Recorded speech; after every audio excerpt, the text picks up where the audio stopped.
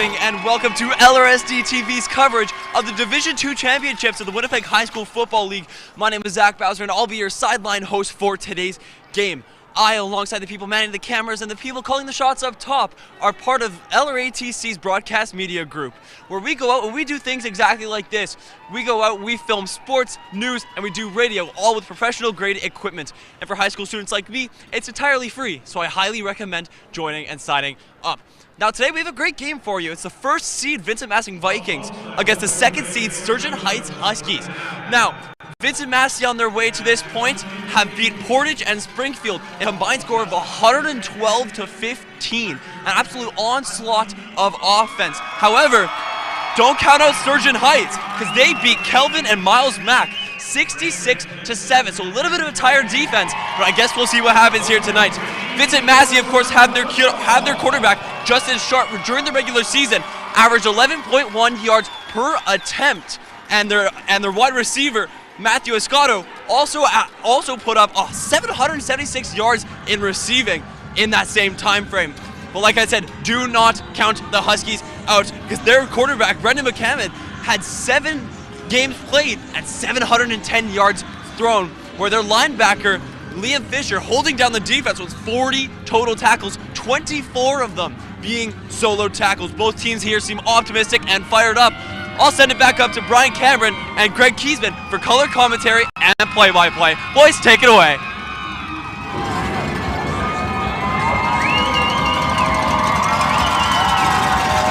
From myself and my friend and colleague Greg Kiesman for the CTV Bowl, the Division II Winnipeg High School Football Championship from IG Field. Just exciting to have high school football happening again from the big field in the city. Championship football covered to you by LRSD TV, and we thank you for joining us. And we are off.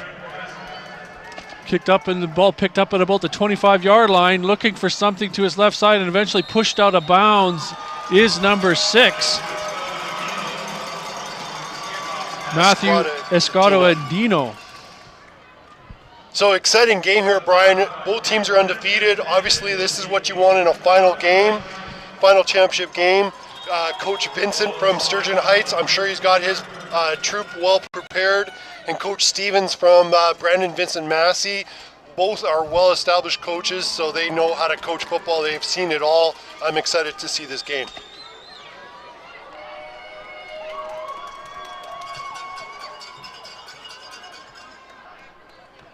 Ball's up and dropped and looking to pass and open to his receiver. Cutting to his own left side, trying to look for something, but basically just back to the line of scrimmage. First play complete to number 6. Once again, Matthew Escato Andino will start off the first offensive play for our division championship. Nice, clean, crisp route. Beautiful pass from the quarterback. Well executed. It actually ends up being a gain of about 2 yards.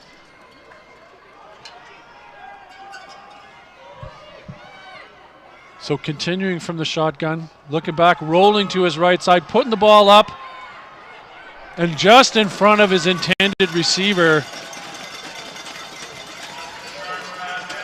Justin Sharp went back to throw the ball, wasn't able to step fully into that pass because of the pressure in his face. So nice for Sturgeon Heights to force a 2-and-out to start the game here. Obviously Sturgeon Heights in red and Vincent Massey in white. So our first 2-and-out, our first punt of the game from about his 25-yard line.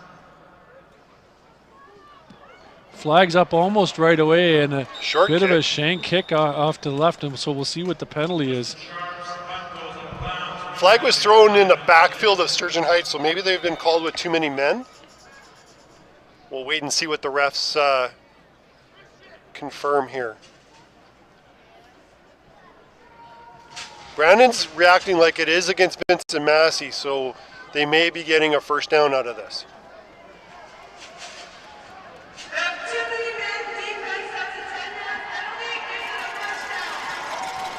So that's enough for a first down, 10-yard penalty. First mental mistake by Sturgeon Heights today.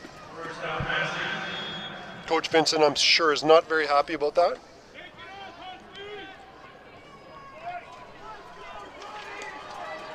So Brandon will continue from their own 46-yard line, pardon me.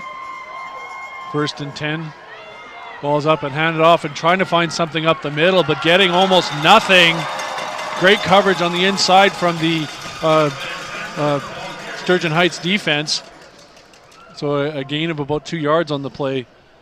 Liam Fisher on the tackle. That was a nice job coming up and making that play out of the linebacker spot. Number 17 there for Sturgeon Heights.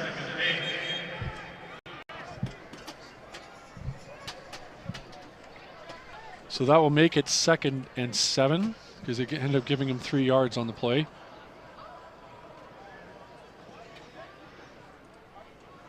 Looks to be like a timeout on the field here, so I'm not sure what's going on. It looks like there's a Vincent Massey player that is injured. Number 28, Braden Smith. So we'll just pause here.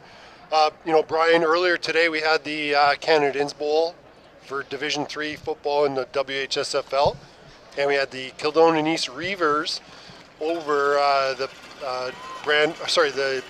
Dryden Eagles 30-0. Yeah, nice shutout win for the Reavers. Shutout win for the Reavers, and a real compliment to defense on both sides of the team. And I know you're going to be thinking, if you didn't watch the game, how can it be 30-0? And you're still complimenting the defense as well. There was enough mistakes that cost the Dryden Eagles in other ways. Defenses really did carry the game for the most part. I think we might have only had 2 or 3 completed passes the whole game, but for the most part it was just smash mouth football back and forth. And good game, but very much went the way of the Kildonan Reavers. So congratulations to the Kildonan Reavers for being the 2023 Division III champions. Getting back to our own game, a run of about 6 yards brings us up to 3rd and 2. Justin Sharp on that carry, quarterback, grade 12 quarterback. Vincent Massey, the Vikings will go for it though. Nice and run. And a big push. What a fantastic run over the 50-yard line. Justin Sharp kept the ball. Justin Sharp just right over the left offensive tackle, got 4 or 5 yards on that huge play. That was just been played by Vincent Massey there. So that is 1st and 10 from the 49-yard line of Sturgeon Heights. I will say that the Viking offensive line has some size. They're a big group. Pitches out to his right. Good cover, good tackle, but really just one step away from busting that one, Greg. Great coverage on the part of the Sturgeon Heights Huskies, though. Chase Spears came up and out of the corner position there and laid a nice lick on that, forcing Brandon into a 2nd and about 12. Big play for the Vincent Massey Vikings.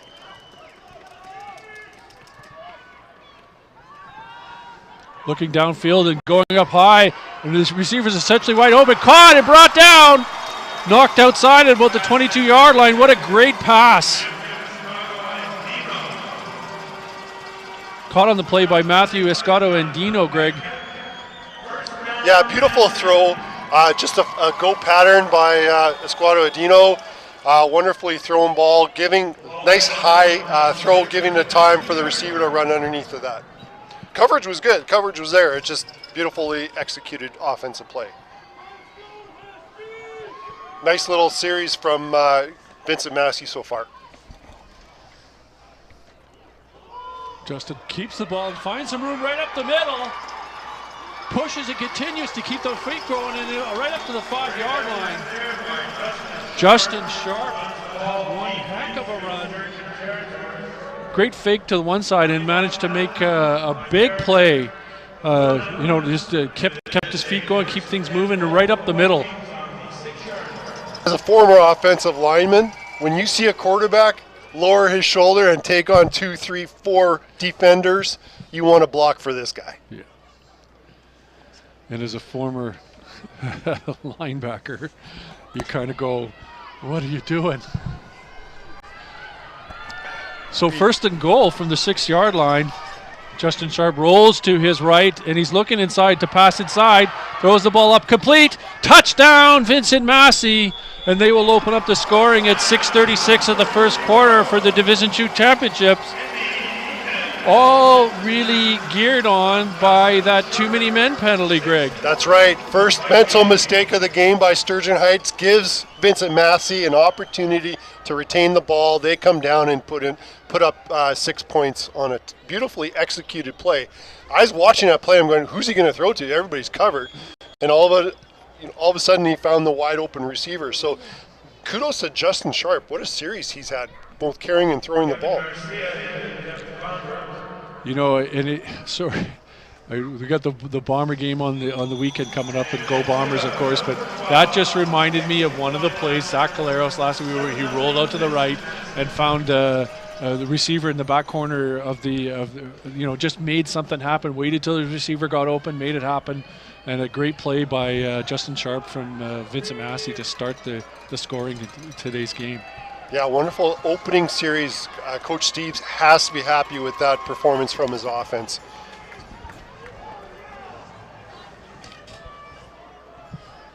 Both teams are, defensively, Sturgeon Heights, they played well. It's just Vincent Massey executed wonderful. Yeah, and being allowed to keep that play going. We're not going to keep harping on this, but, sometimes that's just being able to keep that play going is enough to get that little bit of momentum that maybe you had snuffed out before. But now we're going to get to see what Sturgeon Heights can do when they got the ball.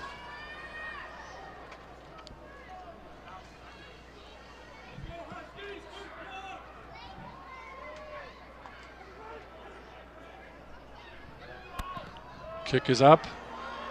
Comes down at the 30 and fielded at the 30 by number 3 from Sturgeon Heights, who just keeps digging, even if it's just another couple yards, would not quit on it. That's number 3, and that's Johnny Paquette from Sturgeon Heights. Gives him a little rolling there. Just kept going, just kept the legs moving, and even if it was just another 3 or 4 yards, but a great run, and it gets them in good field position to start with. So Sturgeon Heights will start for their first series from their own 43-yard line. Good field position.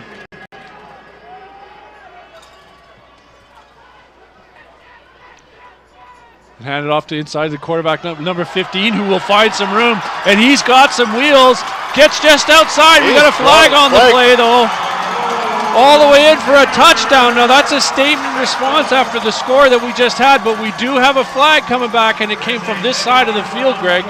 So we're going to see what they said. Yes. So just Jerome Penner with the run. Beautiful run. We'll just wait and see what the refs are calling here. Oh, and it's against Sturgeon Heights. So it's coming all the way back. And, I got to admit, it looked like 2 or 3 players from Sturgeon Heights knew it was against them because they were heading on their way back already. But unnecessary roughness is a 15-yard penalty. First down. Oh, that's a tough break for Sturgeon Heights. It looked like it was a penalty from behind the ball, away from the play. So, again, a little bit of a mental mistake here from Sturgeon Heights, but it's a huge penalty for them. It's a 15-yard penalty. So that makes this 1st and 25. Big swing for in the favor of Vincent Massey. So 1st and 25, and from the shotgun, hands off once again and going up the middle, but nothing this time. Maybe another yard. Fumble. They're saying it was a fumble. But it was recovered by Sturgeon Heights, so it is a loss. Another 6-yard loss. So they're in a deep hole now. And Sturgeon does cover, and it's 2nd and long.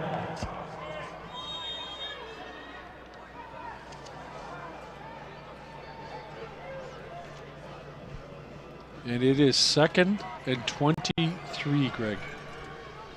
And I'm checking that 2nd and 33. So up, just handing up, looking for something on the inside. Nothing there, though. Swarming defense.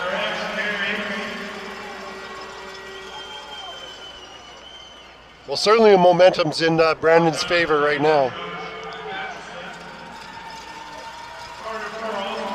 A gain of about 2 yards.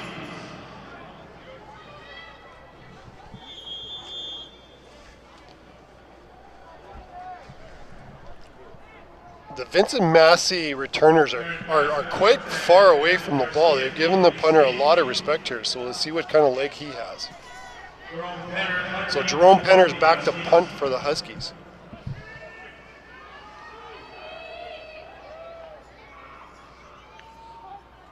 Ball is up. Good punt. Comes down at just outside the 50-yard line. Fielded at about the 45. Cutting to his left, cutting back again, trying to find something happening, looking for some blockers. Not much, but does get up to about the 52-yard line. Good field position start off for Vincent Massey for their next possession in the game. 4:16 left in the first quarter. Aaron Passport had the return there. Beautiful punt from, I think it was number 9, Cameron Red Star. Well placed, close to the sideline, not a lot of return there, so nice job on the punt there. 1st and 10 from the 52, from the shotgun. Hands off and looking for something, going up the middle. Good coverage by Sturgeon Heights up the middle. Not much there this time. Liam Fisher once again with the tackle. Nice job to step up from his linebacker's position and make that tackle, fill that hole. Giving him a gain of about 3. So you make it 2, 2nd and 8.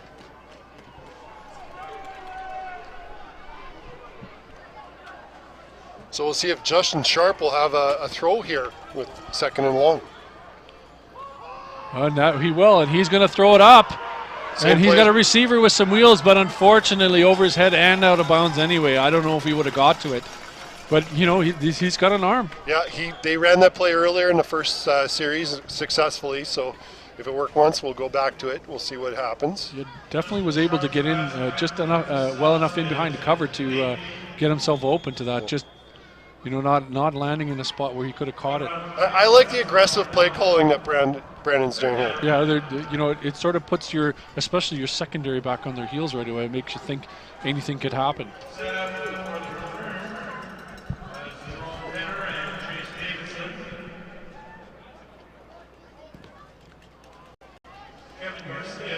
Comes down at just the 31-yard line.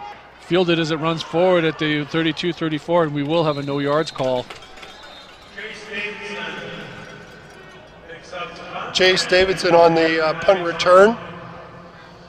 So 2nd series for Sturgeon Heights here on offense. We'll see what they come out with and what their character is like. Okay.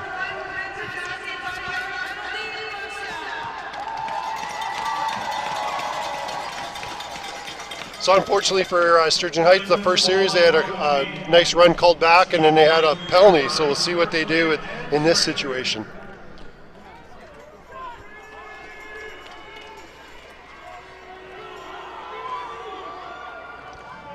First and 10.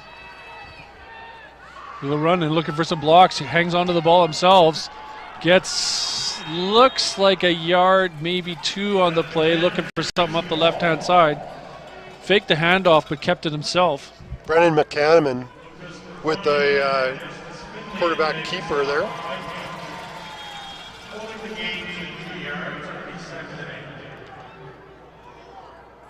Second and 8, just short of the 45-yard line.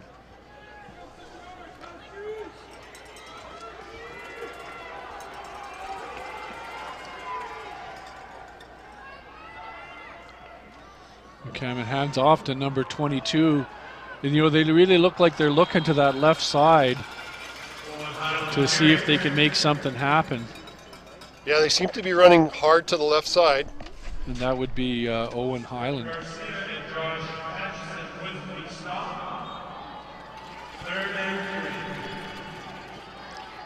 So 4-yard gain. It looks like they're going to be able to get the ball back. Brandon is doing a terrific job here on defense.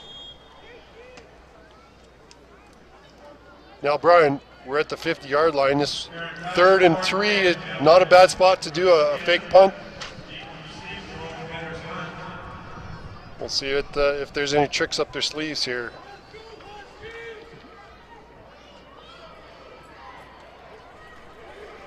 No, they're gonna. Oh, you called it. You called it. Can he find the room though? Cuts back inside, and he's got a first down. He does. Nice call on the play, Mr. Kiesman. Well done. Nice call by Coach Vincent. Nice call by Coach Kiesman. How about that one?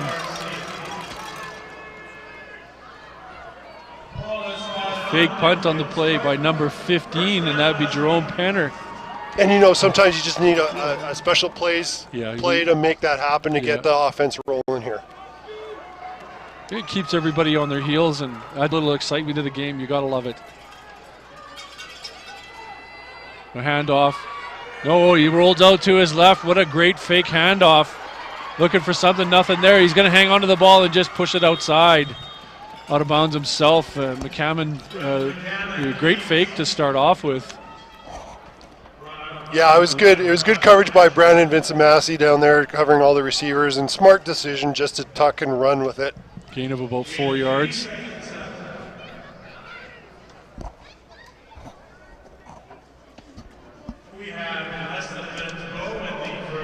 I'll tell you, this has been some good football because it is just short of the end of the first quarter, Greg, and kind of lost track of the time because we're having a great game so far.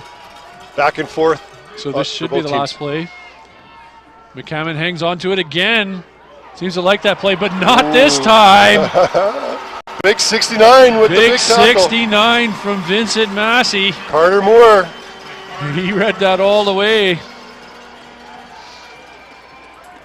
Good agility for a big man. Oh, yeah. And that brings to a conclusion the first quarter of play with the Brandon Vincent. So after one quarter of play, it's the Vincent Massey Vikings, Brandon 7, and Sturgeon Heights Collegiate from Winnipeg 0, no score yet. This has been a great game so far. It's been really exciting to watch. And for the Division II CTV Bowl, Winnipeg High School Football League. And again, thank you for joining us, and we wish you all well. And it's so good to have live football going at the stadium. You know, it's sort of the center of football universe in Manitoba. And just glad to be going again, Greg.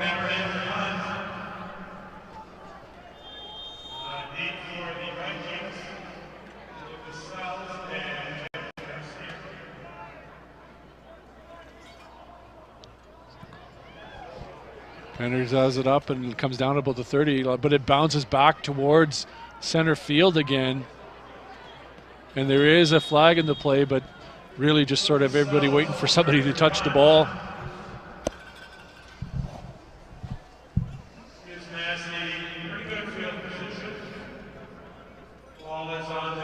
So as we're watching Brandon Vincent Massey's offense come on the field, you know, obviously I have to give a shout out to Brandon Vincent Massey in terms of Izzy Adonijay, one of the more number 17, Sturgeon. It's a well-known 5-yard penalty, NFL first players down. to come out of Manitoba, and Coach Steves had the honor of coaching Izzy Adonijay and gave him his first start, and of course he went on to star for the U of M Bisons and Chicago Bears of the NFL.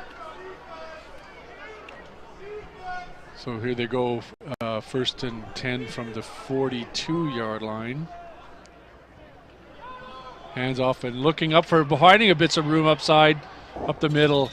Looks like number 10, and that would be it's number 0. Number 0, pardon me. Tammy Tugan. I've been waiting all day to say that name, Brian. Yes. What a great name, Tammy Tugan. Nice run by Tugan.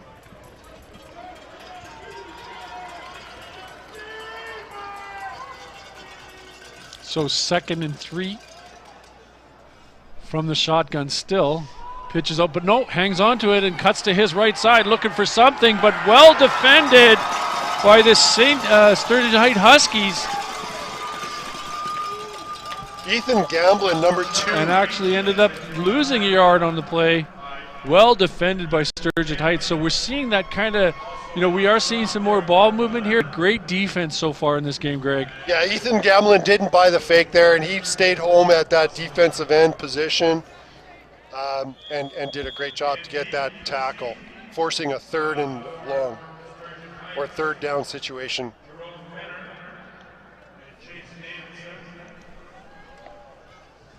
So both teams defense has stepped up for both teams here.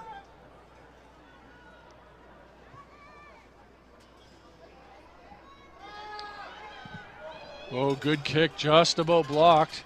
Comes down at the 25-yard line and chased back to the 28. Looking Nice for some return. room to the his right side and finding a little bit of room. A long run out of bounds, close to center field. So Jerome Penner had a nice little return there. Didn't gain a lot of yards, but ran almost the width of the field there to do that. Yeah. get some good field position. And I'm checking myself here, folks, because from this side of the field, we're on the other side of the field, and they didn't quite get. He got to the 48-yard line before he was pushed out of bounds, but still, one heck of a long run to get what he did get. And so Sturgeon Heights will start from their 48-yard line, hands off, cutting to the left side, and tackled in behind the line of scrimmage again.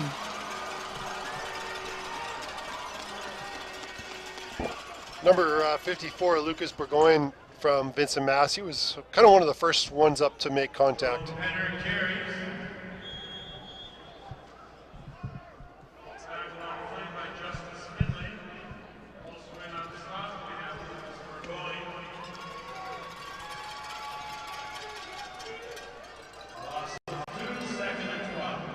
Second and 12, and from the shotgun, he's looking to pass.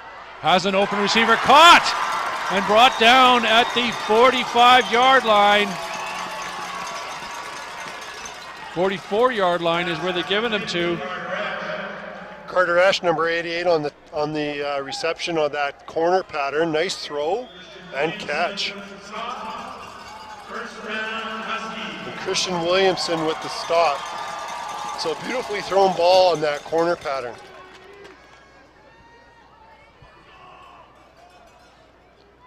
So 1st and 10 from the 44-yard line of Vincent Massey. Sturgeon Heights having a nice series so far. Rolls off and hands off and finding some room to the right side and tackled it close to the first down. Number 22 from Owen Highland. Well, let me tell you something. First down. Number 13, Ryder Desjardins, if he doesn't make that tackle, I think that's a touchdown. He's gone. Yeah. Great job by the corner out there. Grade 10 corner, so that's a pretty good play for a grade 10. So McCammon continues from the shotgun, and he's looking to pass again. He's got the ball up in the air. Complete again, and pushed out of bounds at the 13-yard line. Once again, a corner pattern. And we were told by Commissioner Gregg that this team has the ability to air the ball out, and we are starting to see it. Absolutely, yes. I love the quarterback's action. He's got great arm movement, can hit those nice corner patterns. Is back and forth. So 1st and 10 from the Vincent Massey 13-yard line, looking to tie this game up. Red zone. McCammon continues in the shotgun, but keeps the ball and finds some room up the middle. Deekson moves and gets inside for the touchdown. Sturgeon Heights has tied the game. It's got the score 7-6. What a great series from the Sturgeon Heights Huskies. Yeah, good job, good composure by number 5 there, Brennan McCammon, the quarterback. Obviously, he's a threat either to throw or run the ball, so Sturgeon Heights has a special player in number 5.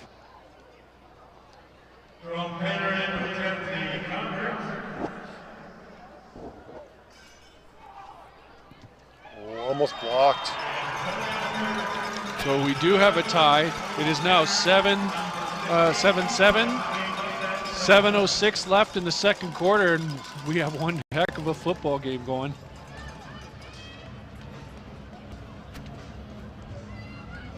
Great Winnipeg High School Football League action here, folks. Both teams have some outstanding football players.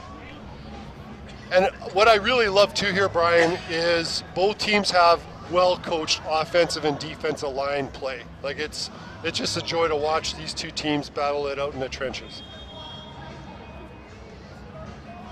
Good mix of running and passing, and defense, and this is the type of football you love to watch.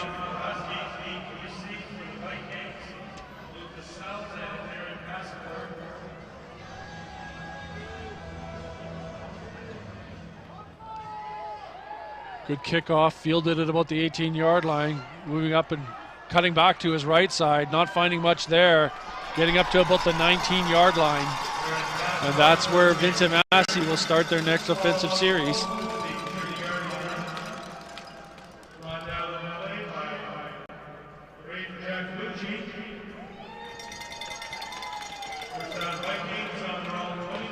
You know, it's kind of interesting because you think about the different characteristics or personalities of each team. And I'd say both of them are pretty balanced between run and pass. Well, you can see that so far, just even in the score, right? 6:47 left in the second quarter. 1st and 10. Back and looks downfield and complete to his receiver. Oh, But nice move. loses a couple of tackles and finds some room, and he has a first down up to about the 43, 44-yard line. What a great move to cut inside and make something happen, Greg. Yeah, Lucas Sells, what a move to evade the first couple tacklers. And Piquette from Sturgeon Heights slammed him down to the ground here. Here's the replay here. Nice job to evade the first couple tackles and then slam. Be the hammer, not the nail, right? There be the hammer, not the nail. So 1st and 10 from the 44. Sharp in the shotgun, and he's going to look to his right side this time. Cut back inside, and what a nice way to roll off, but not this time. Number 2, Aaron Passport. Not the biggest player on the field, but let me tell you something, boy, does he have moves. Yeah, that just to be able to shrug even 1 or 2 players is something. And when I look at Lucas Sells, number 1, and Aaron Passport, number 2 from Vincent Massey, wonderful athletes and so difficult to bring down. so 2nd and 9. Sharp looks to right up the middle and wide open. Nice play. Number 87 from Vincent Massey with the catch. And that is Brady McDuff. So wonderful play. Roll right, stop, throw back across the flow to number 87 there, McDuff. Wide open across the middle of the play. So they will keep the ball rolling from the Sturgeon Heights 48-yard line. Continuing from the shotgun. Rolling back, looking to his right, but then just a pitch over the middle to number 0. Two-gun. Nice screen play there by Vincent Massey. Nice call. Nice pickup too of about 6-7 yards by Two-gun. So that would be 2nd and 4. 6-yard pickup, 2nd and 4. We've seen about 4 or 5 passes in a row here, Brian.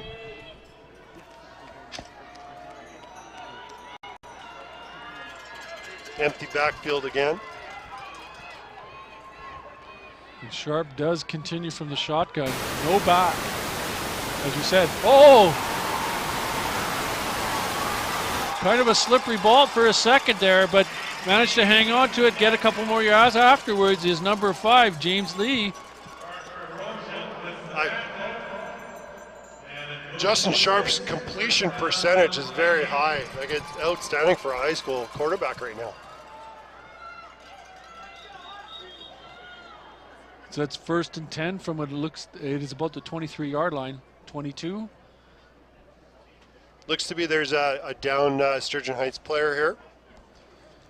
So while they're attending to the Sturgeon Heights player, I just want to, one of the cool things about Sturgeon Heights is that they've had a really nice run of some players that have gone on to the bigger and better things in the CFL.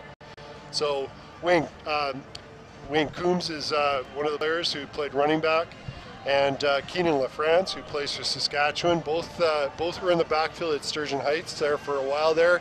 What a tandem they had there for a long period of time. So they've had some outstanding players that have moved through that program.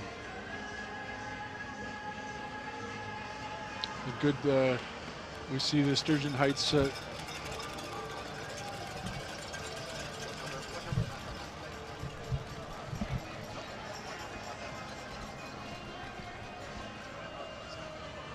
I can.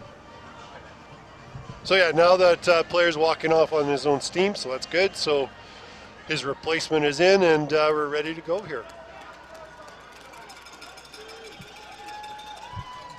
He gets that first action. It is a first and 10 Vikings. All on the Sturgeon 22-yard. Sorry, I misspoke. It's actually not Wayne Coombs, it's Anthony Coombs who played Yes, running. yes. So my bad on that. Sharp looks back, and he's rolling back, and he passes to his receiver, complete on the sidelines, gain of about 3. Pass is completed. Clear pass aboard.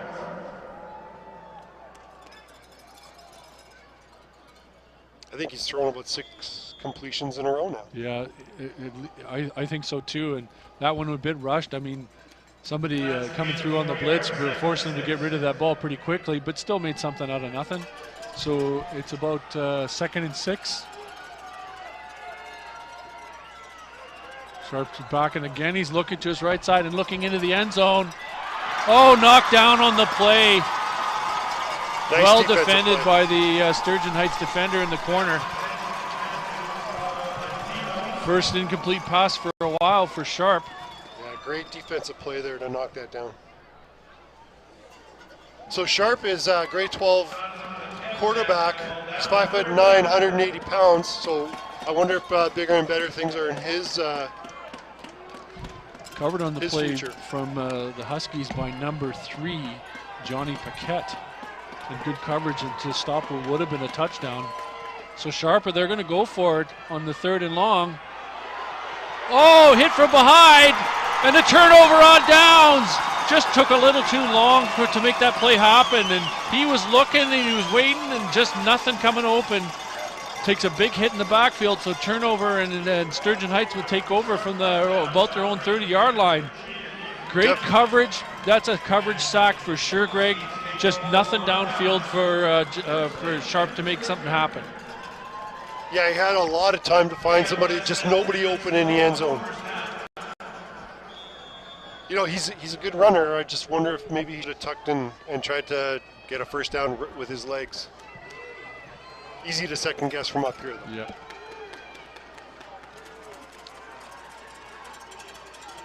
Hands off and finding some little bit to the middle. Nice Busting jump. a couple tackles, still on his feet, and has the first down. Jerome Penner jumped over one of his old linemen there to make huge yards here. And that's just no quit. So first down on the play, well done.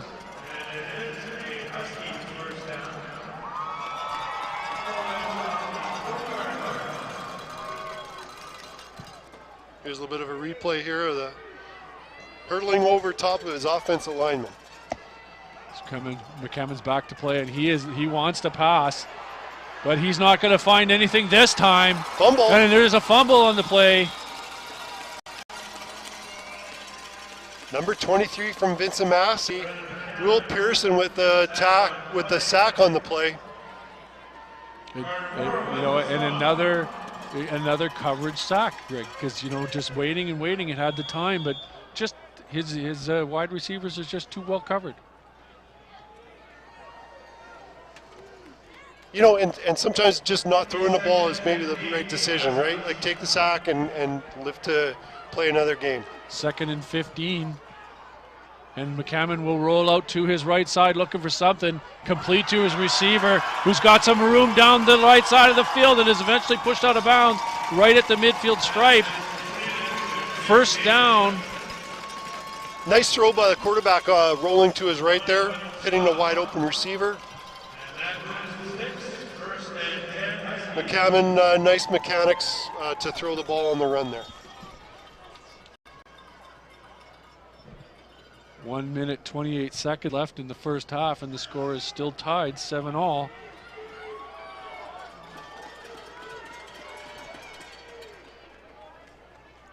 Cameron hands off, and going up the middle is Penner again, I believe. Looks like he got about 5 yards.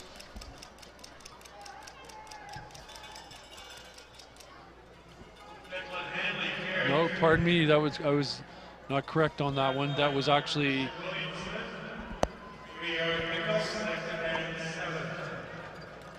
Owen Highland. Christensen on the tackle there for Vincent Massey. Cameron 2nd and 6, and hands off. This time it is Penner. And they continue to push, but he is definitely short of the first down. Not by much, though. Well, interesting calls here. I think Coach Vincent wants to grind this out and maybe kill some of the clock. Minute 2 left. And they're going to go for it. And they're getting up and over the top of the ball pretty quickly. Trying to catch him off guard here. Oh, he was hit. And he back in the backfield quickly, but flag on the play. I'm not sure Brandon gave a full yard on that, Brian. We'll see what the referees. And if so, that'll be a first down. They just seem to get in there pretty quickly, Greg. I think you're right. Offside, yeah. Offside, defensive line, that's a 5-yard penalty, first down. Tough call to take right now. 56 seconds left in the first half. We got a great game. Just inside the 41-yard line. Cameron from the shotgun. And he's going to roll back, and he's going to put the ball up in the air. Go after it, Penner, but not this time. Just outside of his reach. Well, that stops the clock. 51 seconds left, so they do have some time here. I would think that they're going to probably go for second or third down here. Lots of time for that. With the incompletion, the clock will stop.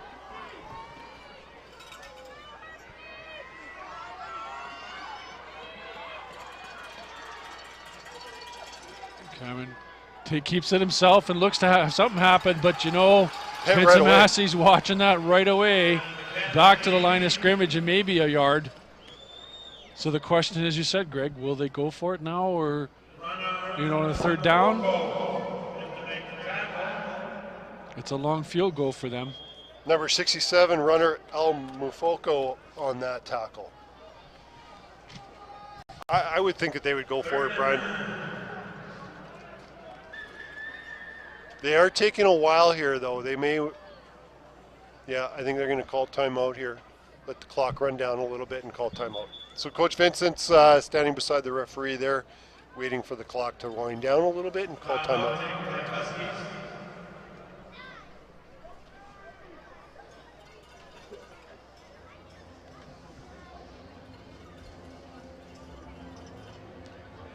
Sure missed this, Greg, over the last couple of years. You know, high school football at the IG Field, as we've talked about, and this has just been the kind of game we look for. And it's 7-7, but that ball's moved back and forth across the field, and we see good defense, good offense. This is the exciting kind of football we look forward to. Yeah, you know, Brian, I mean, the weather's Winnipeg, it's right? Winnipeg weather, brother. It's Winnipeg weather. I mean, it's there's no high winds. It's not minus 20. It's, you know, minus 5. Feels a little colder than that up here, but out on the field, you know that those guys can last all day running around in this weather. And no quit right now. Exactly. So beautiful night for football. And thank you, Winnipeg Blue Bombers, for hosting us at IG Field here.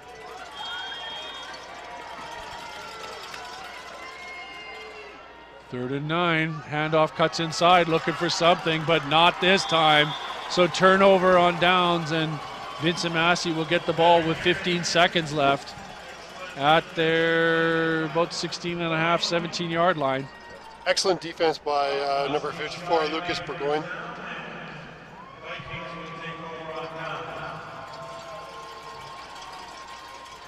Lucas is grade 12 linebacker, 6'1.5", 206.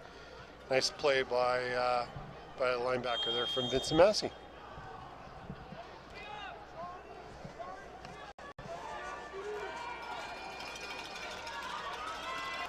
So will they just kill the clock, or will they actually try to make it?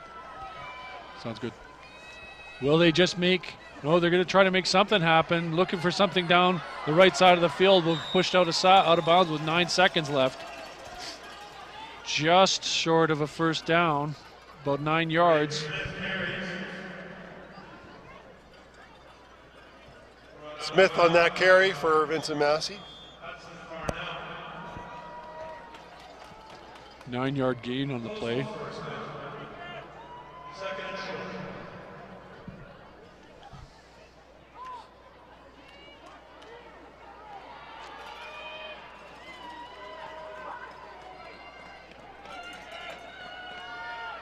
Sharp rolls back, and he's going to look down, and he's going to throw the ball up and just say, go get it. Intercepted on the play, but that will kill the clock. So at the halftime, we are 7, Vincent Massey 7, Sturgeon Heights 7. We're going to head down to the field in just a moment for an interview with one of the coaches. But folks, we've had one heck of a game. This has been fun to watch. I got to tell you, that first half went by like nothing. Great game. Looking forward to second half. So we will have a 10-minute break, folks, and we're heading down to the field for an interview just for a minute. But after that, we will take a break. We'll be back just before the start of the second half. Thank you for joining the LRSD TV presentation of Winnipeg High School Football League action today. A reminder, we will be back on the weekend on Saturday, 2 o'clock and 5 o'clock for the JV championships, the senior, the Division I championships from IG Field, and we're just looking for forward to some more exciting football. So on that note, we'll head down to the field and we'll see you in a few minutes.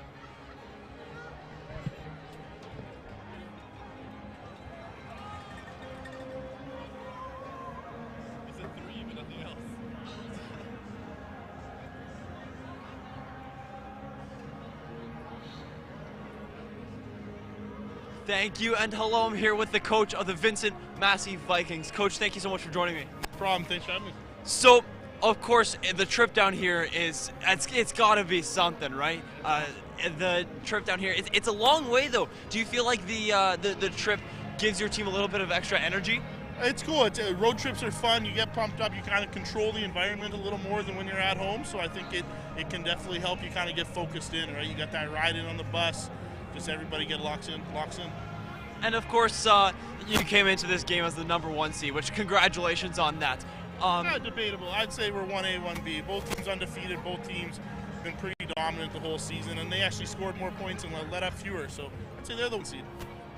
That's exactly what I was just about to ask you. Just on the scoring front, it's been so dominant for you over the last 2 games. How do you feel that this team has impacted you so far? Well, we knew they had good players on that defense, difference maker guys, some of the best players we'll have seen all year, and they've stepped up and made plays, and they've contained us. And hey, 2 undefeated teams meeting in the finals. What else do you expect? Coach, thank you so much for joining me. Guys, back up to you.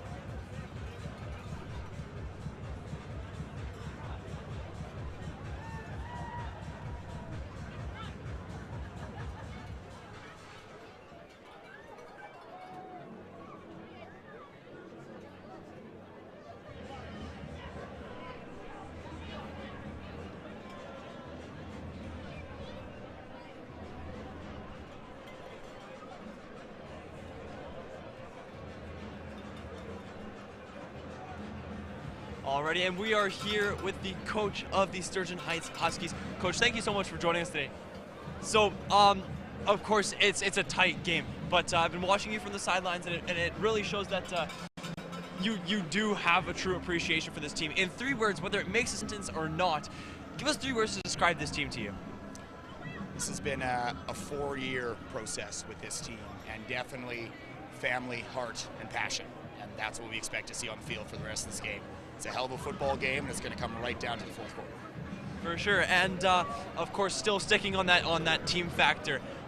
Whether they go back and rewatch this stream to see this halftime interview, what's something you want to say to the team from the bottom of your heart? Same thing we've been telling them on here.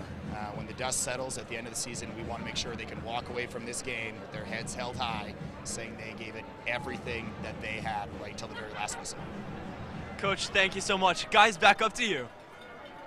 Ladies and gentlemen, what a great interview to lead into this final half. And, you know, it is all about passion and getting ready and working together as a family, as a team.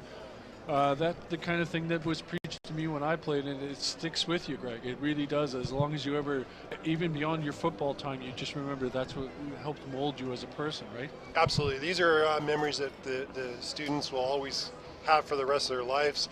I'm sure they'll replay this game for months after, whether they win or lose, and it's such an enjoyable time in students' lives to participate. They'll probably turn the volume down so they don't have to listen to us talking.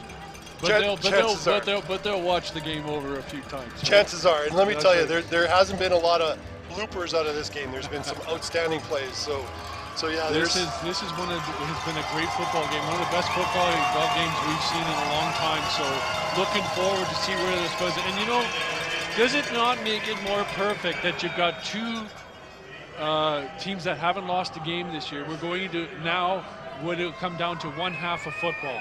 So on that note, we have our kickoff.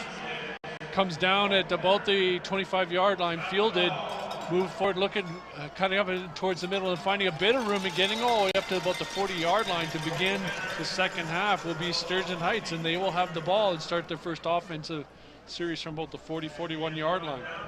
Yeah, Jerome Penner on that return. Nice job to bring it out to about the 40-yard line. So nice field position for the Huskies. And there's a name that we've brought up a number of times today, and I think you know, he had one heck of a half to start, and continues to start off the second half that way.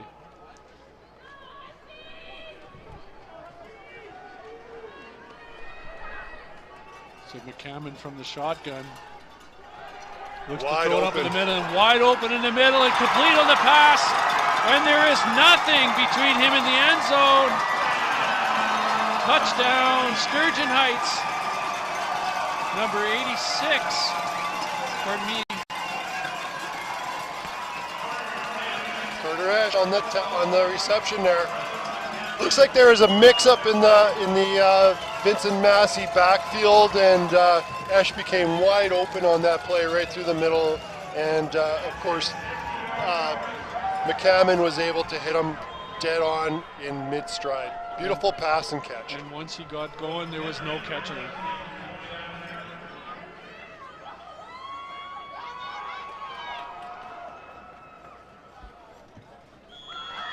Well, Brian, to start the game, Sturgeon Heights, the first time they touched the ball, they scored a touchdown. It was called back on penalty to start the second half. First play, they scored a touchdown, but this time this one counted.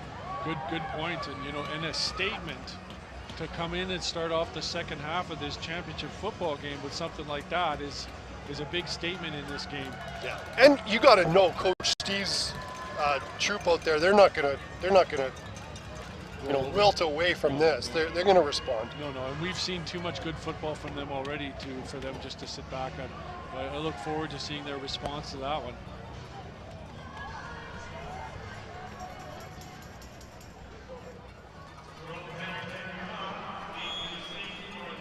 So Penner gets ready to kick off for Sturgeon Heights. Ball's up and a great kick. Fielded at about the 11-yard line. Cutting to the right side, looking for something to happen, but eventually tackled on the play.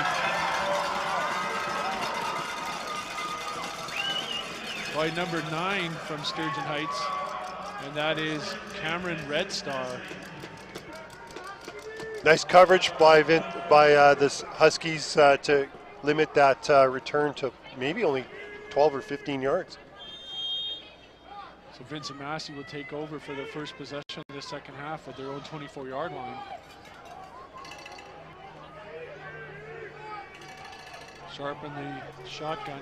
3 receivers to his left, 2 to his right, and he's looking to his right side and wide open. Oh, just stepped out. Just stepped out. And he in disbelief. Are you sure? Yeah, no, you were definitely out of bounds, but boy, wide open.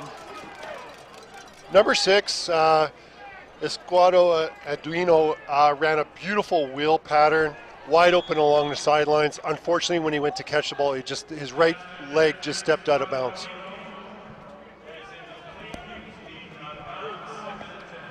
I think it was the right call.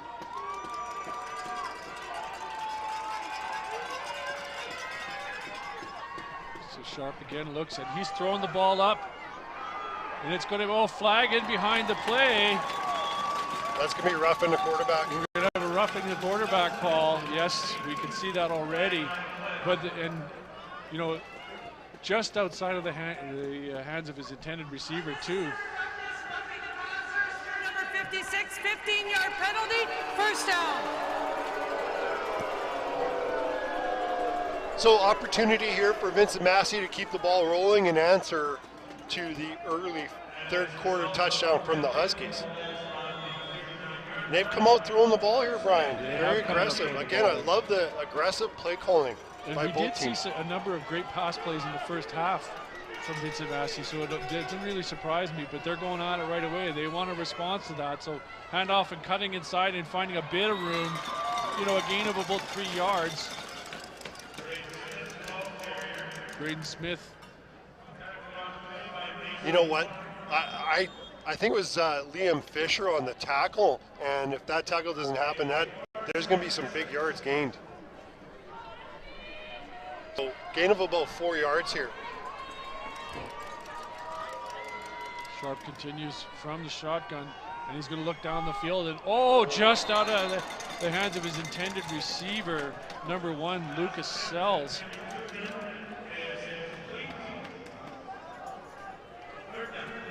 Looks like they're going to punt here, but yeah, just a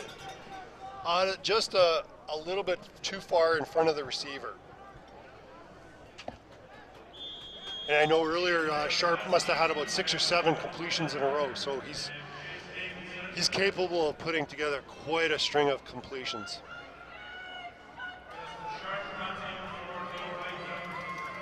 It's a bit of a utility man as Justin Sharp also takes the punt here. Ball is up, and a great punt by Justin Sharp. Through the hands of the kick return, the punt returner, but fortunately falls on it, so they retain the football. But a great punt by Justin Sharp. Chase Davidson, smart decision just to recover the fumble and keep possession of the football. Well, we'll see how the Vincent Massey Vikings defense comes out after giving that big strike touchdown. We'll see how they respond to that.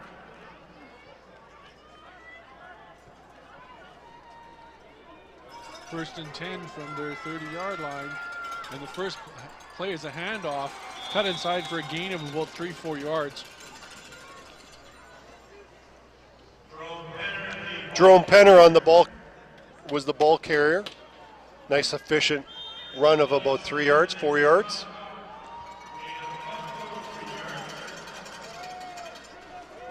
Second and 8.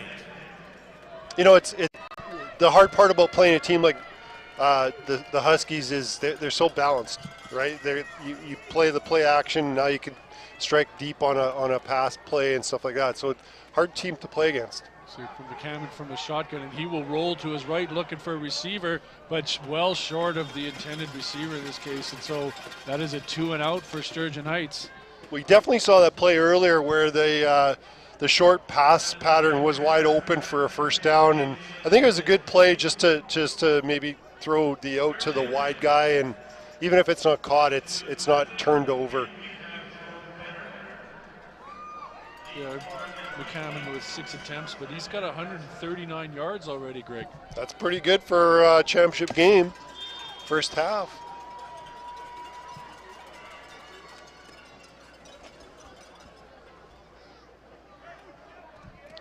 .8:20 left in the third quarter. Penner gets ready to punt. Oh, not a bit of a shorter punt this time for him. It only gets to about their own 50-yard line and will roll out of bounds at about the 51-52. And that's where Vincent Massey will take over on the Sturgeon Heights side of the football field. Jerome Penner, he punted it not very deep, but he was also hustling to try to recover his own ball. So that was a smart play on his part. Good crowd in front of us tonight, Greg. Awesome crowd. Very vocal. 1st and 10, 51-yard line. And both Sharp and McCammon seem to be comfortable working from the shotgun. Sharp keeps it himself and pushes up the middle. Looks like he actually ends up getting 2-3 yards.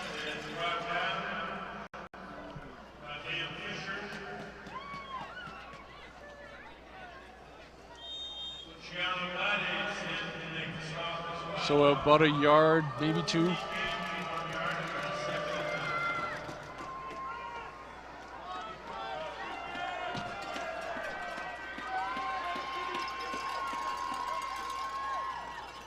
Sharp's looking downfield and he will put it up. Looking for number, oh! Thrown to the back shoulder and just, unfortunately for the receiver, he wasn't able to lean back far enough to make that reception. Yeah, Justin Sharp has got an arm.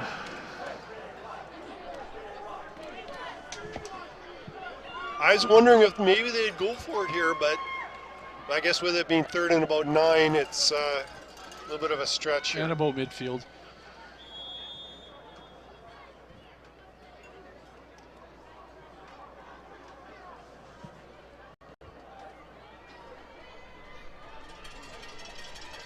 I think the goal here is for them to hem in the Huskies deep into their own zone here.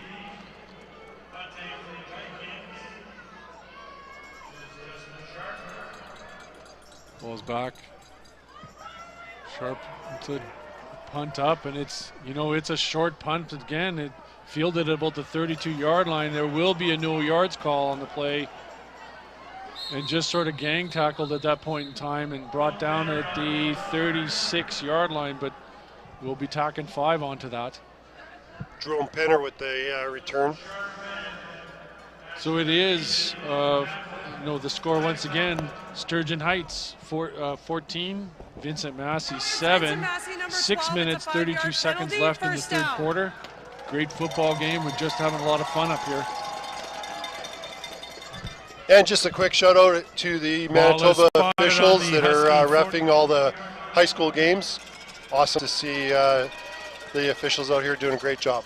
Quickly getting that play going is McCammon, hands off, but going to the right side quickly, but not much there. Flag almost on the play almost immediately. Yeah, there might be a hold here, Brian. It kind of came out at as the running back was turning the corner there. Just waiting for the call. Yeah, holding versus Sturgeon Heights. Must have been on the corner there, on the edge play. So interesting what they're going to do here, if they're going to take the penalty and push them back, make it a 1st and 20, or are they going to decline it and leave it as 2nd and long? If holding Sturgeon, that's a 10-yard penalty, repeat first down. Yeah, so they take the penalty, push them further back.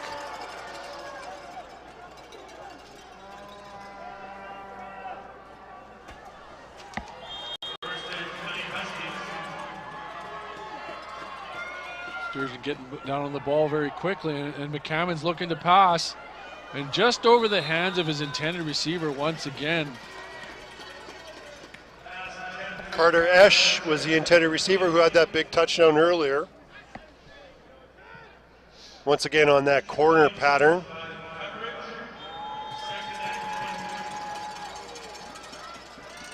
So big play here for the Vincent Massey defense. You know, if they can stop him here, they're going to get the ball back for that offense.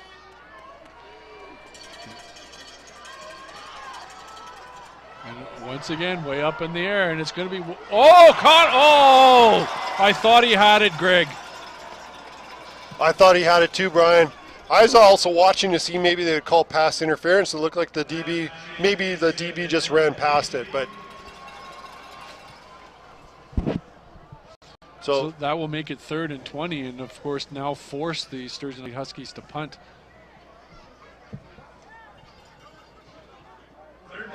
So right now, Vincent Massey's winning a little bit of that field position, right? They're moving closer and closer to the Husky side of the ball.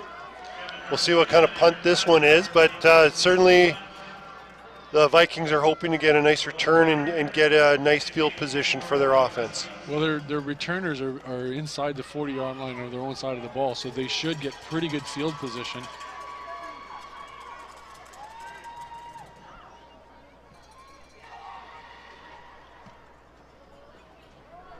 Decent punt by Penner. Hits the ground.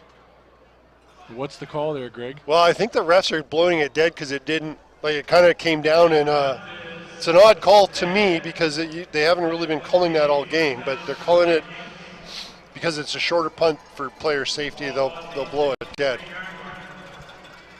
So kind of a different call because they haven't really been calling that all game, but okay. We didn't see that in the other game either. Maybe we had a few short punts, and so it's interesting. But that being said, Vincent Massey will take over from the Sturgeon Heights 53-yard line. Sharp back to pass. Looking to his right side. Oh! What a great defensive play. Nice job by number, didn't get it.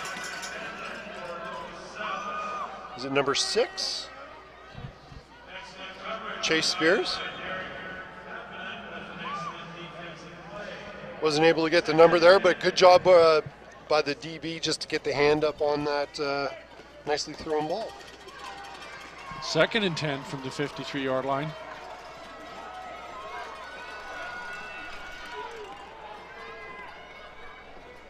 Sharp is looking back, and he's going to look to pass. He has an open receiver. Cuts the ball and cuts to inside. Fumble and picked up by Sturgeon Heights. Sturgeon Heights ball from their own check that. They are going to be at their 34-yard line, but still through the hands of the out of the hands of the intended receiver who did catch the ball, and now as a result, Sturgeon Heights has the ball from their own 34-yard line. Yeah, I couldn't tell if the DB in the tackling motion knocked it out or if the receiver just dropped it. So either way, it's a huge turnover for the Huskies. 1st and 10. Handoff and cutting to the left side, but nothing there. Caught behind the line of scrimmage. Nice job by the Vincent Massey defense.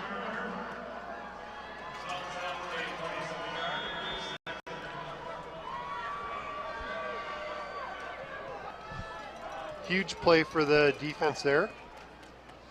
So 2nd and 11.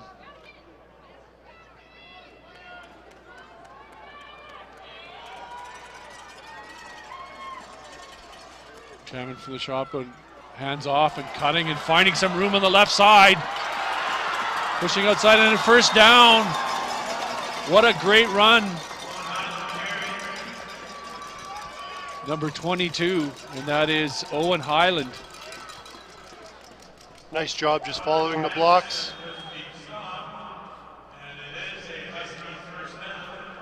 Great run by Owen Highland, who after that took a couple of good hits along the way, but managed to keep things going, and actually got knocked in the head by accidentally by the defender, but gets up and keeps on going.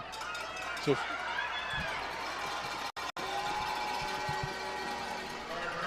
Esch with the ball.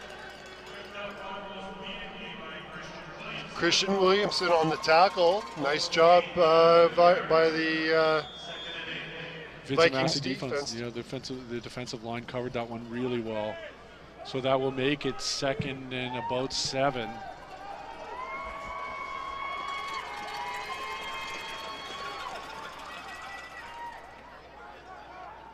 Cameron rolls to his left, fakes but over top of the intended receiver. And I must tell you, Greg, I don't know if McCammon saw, but Penner was wide open down the field ahead of that play.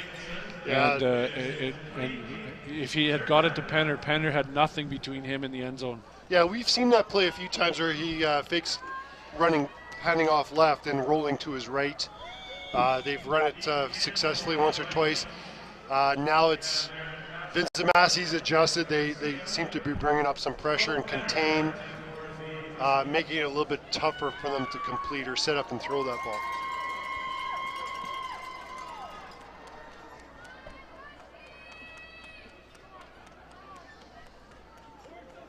Oh, we might have had some quick move. Nothing, no flag. I was surprised. Great punt. Comes downfield and then past the receiver who fielded about 21, comes back and actually behind that and is tackled well behind by about 4 yards from where he originally picked up the football. So a great coverage tackle by the Sturgeon Heights Huskies. I think it was Chase Davidson, number 18, on the tackle. So Vincent Massey will take over from their own 18-yard line. 1:46 left in the third quarter. 14-7, Sturgeon Heights over Vincent Massey. One heck of a football game so far.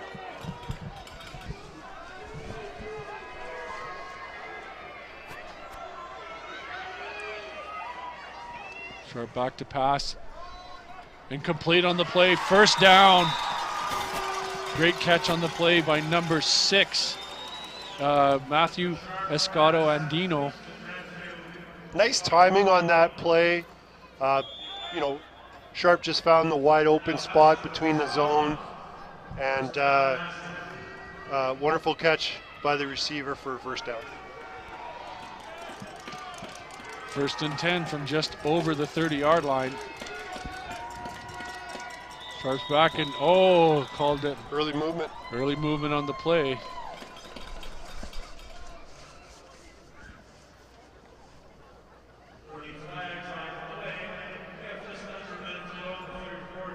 Your procedure.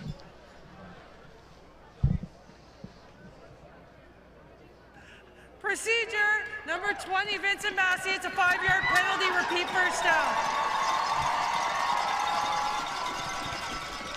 They'll make it 1st and 15.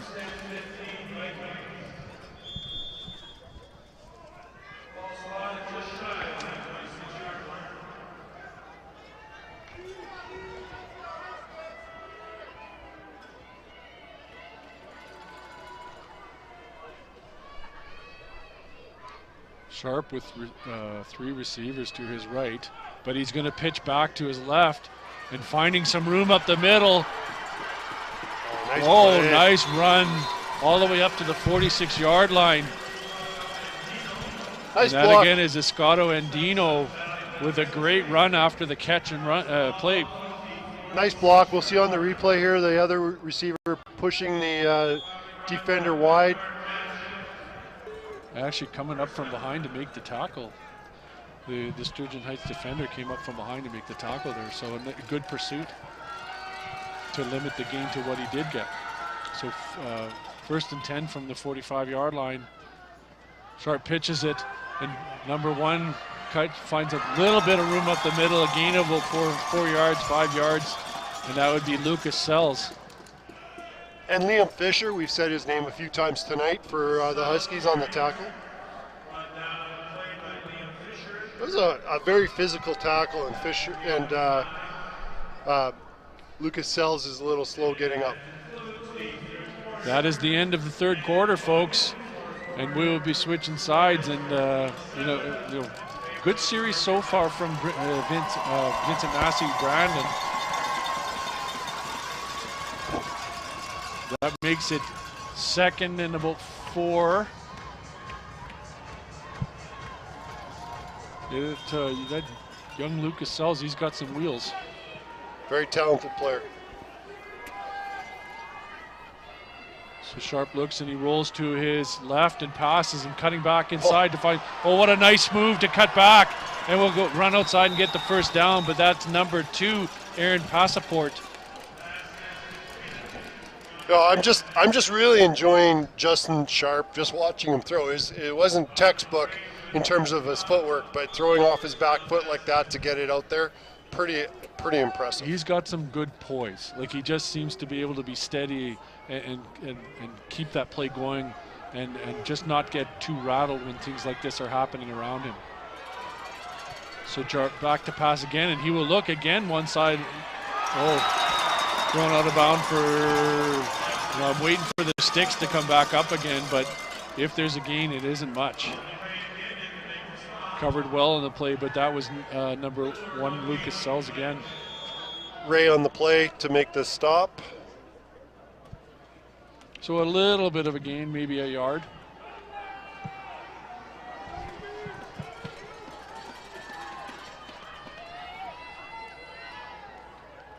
Bit of a high snap. It looks, almost intercepted on the play. Looking for his intended receiver, number 6, Escato Andino, but that makes it 3rd and 9. Braden Jacobucci with almost an interception for the Sturgeon Heights Huskies. And you know what, Greg? They're going to go for it. Well, just under 11 minutes to go in the 4th quarter championship game, and they need to score, so I'm not surprised. Pivotal play here. Sharp back, and he's going to roll to his left, but then look back to his right. Nothing there, and it will fall short of his intended receiver. Turnover on downs, and Sturgeon Heights will take over from the 52-yard line. Well, we said his name before, Liam Fisher, with the tackle or the pressure on the quarterback. But let me tell you something, there is a wide open Vincent Massey receiver down the middle of the field. Sharp just didn't have time to throw it. Just one of those coverage plays again, eh? You know, we've heard coaches say this before, that most games come down to 3, 4, 5 plays that make a difference in a game. And that might have been one of them. So Penner's got the ball, and he will cut to the left side, finds some room, busts a few tackles, and continues to move down. Eventually brought down at the 35-yard line. Wait a minute, they're saying fumble. We can't tell from up here, but we're waiting for an indication from the refs. It is! Turnover. Vincent Massey football. So after a great run by Jerome Penner, fumble on the play, and Vincent Massey will get the ball back. You know, in that amongst that big scrum, it was pretty hard to see for us whether there was an actual fumble. We had to wait for the refs, but that's amazing, and too bad for that run by Penner, because what a great run. You know, a lot of coaches teach their players, first guy stand them up, wait for the other guys. Even if you're giving up some yards, wait for the other guys to come in and try to punch that ball out, right? Yeah, it's all about turnovers. That was next thing I was going to say, but credit to the Vincent Massey defense for actually getting that ball loose and getting it back. So gives them another chance at a score. Just over 10 minutes left in the fourth quarter, and Sharp will put the ball up, looking for his intended receiver. Oh, literally off the helmet of the defender, number 82. That's Hudson Parnell. That's using your head, Greg. Sorry, I had to say it. You know what? There's just a little bit too much air under that ball. He was wide open, and with the height of the ball, it just gave the DB a little bit more time to cover on that. He was open. So here we go, 2nd and 10. This is a quick, straight offense. You never know. And again, Sharp is back to pass, and once again, he will look screen pass over side, finding some room up the middle, and will get the first down. Tackled and brought down at just short of the midfield stripe.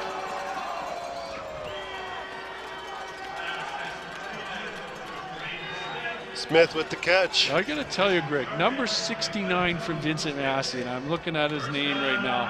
Carter Moore. Yeah. He led that play down the field for that to happen altogether, the screen. So if you show it again, you can see number 69 ahead of the whole play, just making sure he's got some blocking going. So well done, Carter Moore. One of those guys that you want to play your heart out for. Sharp is again, and he's not afraid to throw it. He rolls it. Complete on the play. What a great throw. Backpedaling and throwing it like that. Up to the 49-yard line. Yeah, that's backpedaling and making that throw is pretty impressive.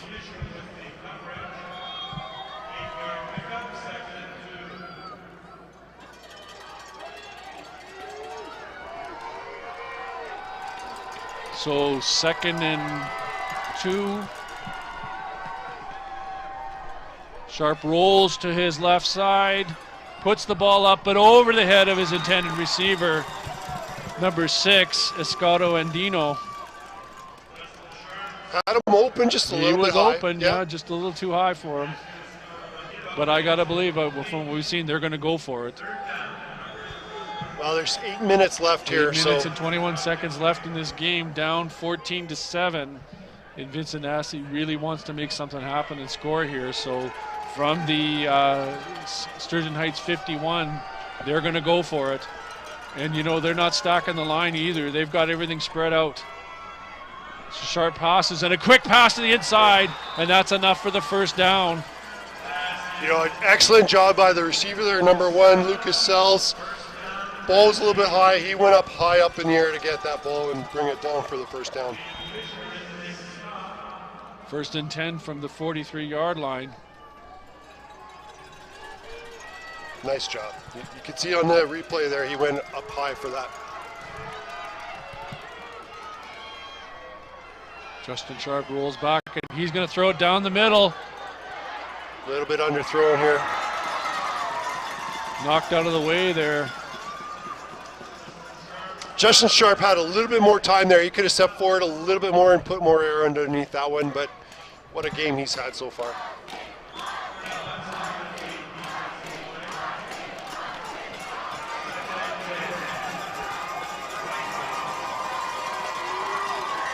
What an entertaining game, Brian. It has been a fantastic game to watch. This has been just a treat to be part of. So that will be 2nd and 10. 43-yard line. Vincent Massey looking to score to try to equalize this. Sharp back to pass, looking, and now he's going to put it up, and just again over top of the head of his intended receiver. You know, he's had the arm, and he's actually throwing into the wind from this side of the field too, Greg. You know what, though, Brian? That was a really good job by the Sturgeon Heights defensive backs. Everything was covered there. Yeah, yeah. So he had to pull it down once, and really there wasn't a lot of guys open. So 3rd and 10. 6:47. Division 3 championship Division 2 championship, the CTV Bowl on the line here. And you know what? There's still 6 minutes left. I mean, they don't have to go for it here. They could punt it and try to hem them in deep, let their defense come on the field, try for a 2 and out, get the ball back. Like it's not imperative that they go for it here. And I'm sure that's the conversation they're having right now. Is there a timeout? I don't see an injury on the field, so yeah.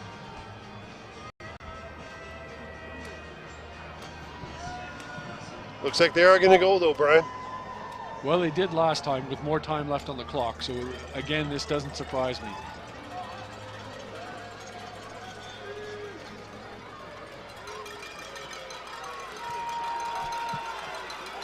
Okay, here we go, folks. Quad receivers to the left. Yeah, I was just supposed to say 4 receivers to the left, 1 to the right. He's looking right. He's looking right. And getting underneath the cut of the foot. What a great pass and throw. 3rd and 10, all the way down to the 13-yard line. So I'm just watching the Sturgeon Heights. I was right in front of the Sturgeon Heights defense or bench, and I could see their coaches are yelling at the referee about a push off here. They wanted offensive pass interference. It's hard to see from our angle here, but they're not very happy with the ref right now. But huge play for the Vikings. 1st and 10 from the 12-yard line. Sharp rolls to his right, looks for something, takes it up himself, gets a gain of about 4 or 5 yards.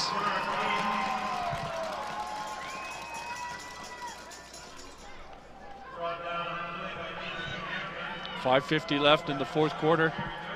Carter Moore is one of those guys that you want to run behind, and you could tell he's had a whale of a game here because he's played both offense and defense here, and What a warrior out there. 2nd and 7. Sharp is back to pass, and he will throw into the middle. Complete touchdown, Vincent Massey. Need the point after to tie the game. So Brian, did you go for 2 here? I don't think so. I think you want to make sure you got this one and you tie the game up. So Justin Sharp, as you see our stats on here, 15 to 23 for 161 yards. He's had a heck of a game.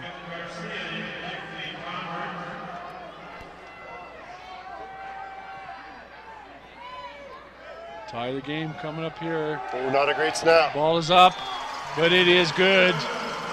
Greg, 5 minutes, 20 seconds left. 2 perfect teams throughout the year. The game is tied. Can it get any better than this? Could it go to overtime, Brian? Could it go to overtime? So just so fans know, overtime rules very similar to the CFL. So each team will get the ball 1 time. Sorry, up to 2 times. That's my understanding. Yes, up to 2 times. But if somebody scores and doesn't the first time.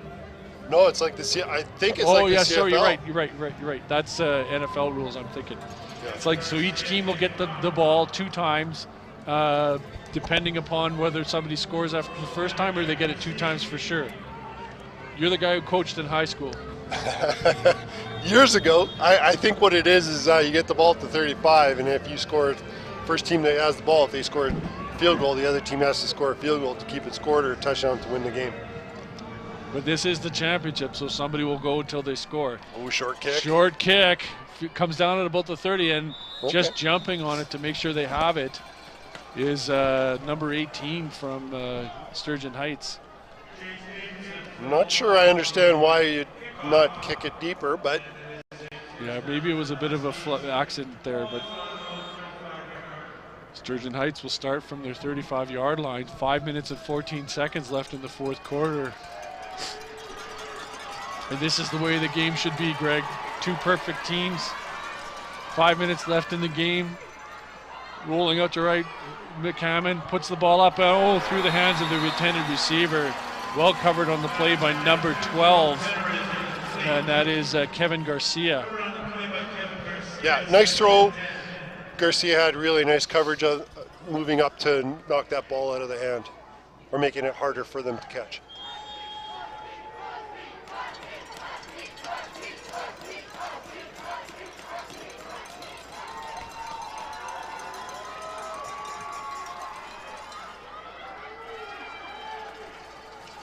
Second and 10. McCammon hands off and looking out, finding some room to the room. right side, cutting back up in the middle, towards the middle, but more than enough the first down, up to the 50-yard line is number 22. And that is Owen Highland, and we've mentioned his name a few times today. 15-yard gain on the play. So 1st and 10. McCammon works the shotgun, 1 tail, 2 to his left, 2 to his right. Hands off to Owen, to Penner, pardon me, and gets up about 2-3 yards on the play here. Just under 4 minutes left. It's almost going to come down to who has the ball last, Greg. And once again, I'll just say Carter Moore out there, number 69 for the Vikings. 6'4", over 300 pounds, and he's playing both ways, and what a warrior out there. So 2nd and 7. McCammon looks to pass, and he will put it up. Oh, through the hands of his intended receiver. And the crowd is calling for some kind of a call there, Greg, but I got to tell you, I think that was just too far over his head, and the ref is saying that wasn't going to be a catchable ball anyway. Yeah, I don't think it was catchable. Garcia with the coverage once again. So that's 3rd. Here we go, Brian. And you know what? They are going to go for it. That's an interesting. interesting call. On their side of the half, McCammon is back, and he's going to look to pass, and he's looking down the field, and outside of the hands of his intended receiver. Vincent Massey will take over on the Sturgeon Heights side of the field with 3 minutes and 11 seconds left to go. So Sturgeon Heights is going to be looking for a big stand from their defense right now. The drama is unbelievable. I'm absolutely loving this. I mean, once again, two perfect teams. We got 3 minutes left, tie score. Can it get better for football, high school football?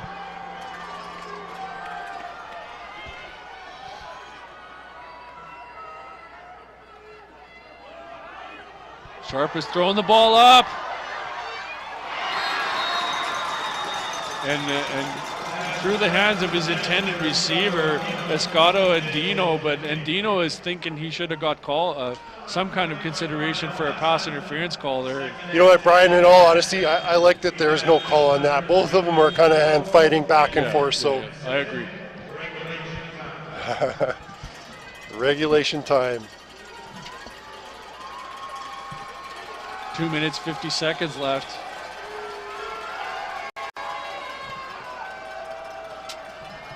Second 10. Sharp drops back to pass, and he's putting the ball up and caught on the play. What a great throw by Justin Sharp, and complete down to the 25-yard line. Is it Escato Andino? So he went to him on this side of the field and goes to him on the other side of the field. Well, the ball's at about the 25-yard line. You got to think that at least they could attempt a field goal here. Yes. First and 10, 25-yard line, 2 minutes and 25 seconds left. Run. And Sharp keeps the ball himself and runs and gets about another 5 yards.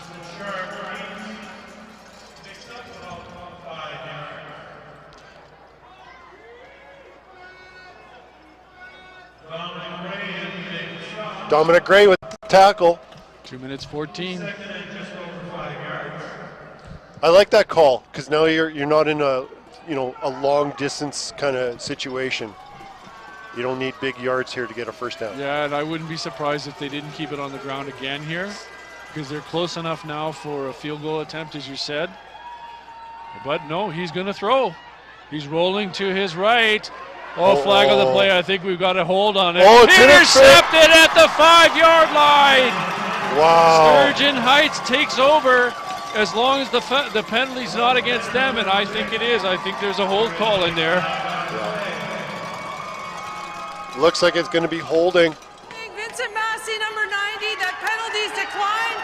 First down. So holding on the play, interception by Sturgeon Heights, and they will take over at their own 6-yard line. Here's the replay.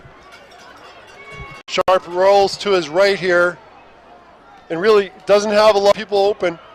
And 15 with the interception. Penner. Jerome Penner, we've said his name a few times today. He's had a really good game tonight. So first and 10 from the 6-yard line, and they will hand it off. Number 22, and we've called his name a few times tonight also. Owen Highland. And he had about 7. A minute 39. And they got Sturgeon Heights has a long field ahead of them. But we have seen them really move the ball, so McCammon from the shotgun.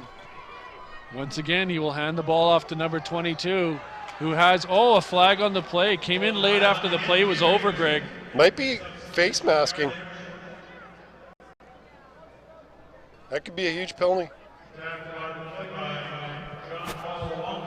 Luongo with the tackle. Let's see what we have. Looks like it's going against the Vikings, so they're going to get good field position here. 99, Vincent Massey, unnecessary roughness, horse collar, 15-yard they're calling horse collar. Down. That's a big penalty. There's still a long field ahead of them for Sturgeon Heights, but a little more spark in their step now. McCammon in the shotgun. And he will roll to his left side. Look at it. Complete on the play, out of bounds. Ash. Enough for a first down for Ash. Carter Ash, nice reception.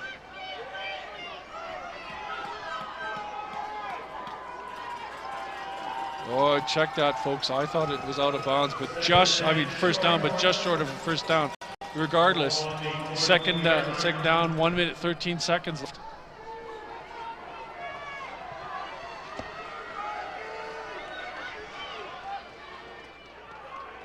McCammon fakes the handoff, looks down the middle and wide open, complete to number 18, who finds some room and will rush it out of bounds. Will run it out of bounds and flag on the play. And a late hit. Tack on another. Holy.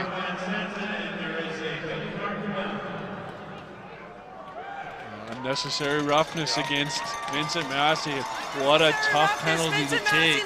This is bringing now Sturgeon Heights, who just a few minutes ago was looking at having a touchdown against them.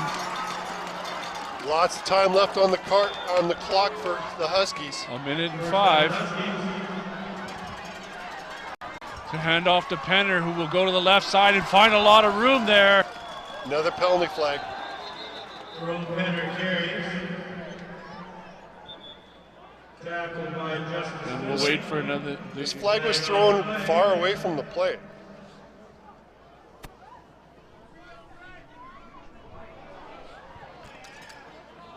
Looks like it's going against the Huskies. This play's coming back. Holding Sturgeon number 22 before yards gained. That's a 10-yard penalty. Repeat first down.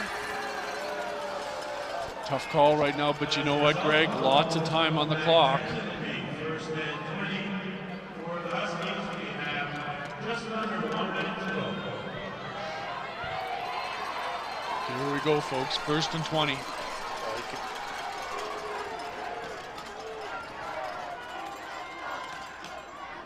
McCammon hands off to number 22, cuts to his left, and will eventually be pushed out of bounds.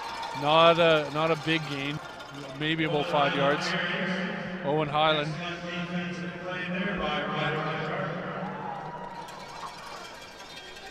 Second down. There's the replay.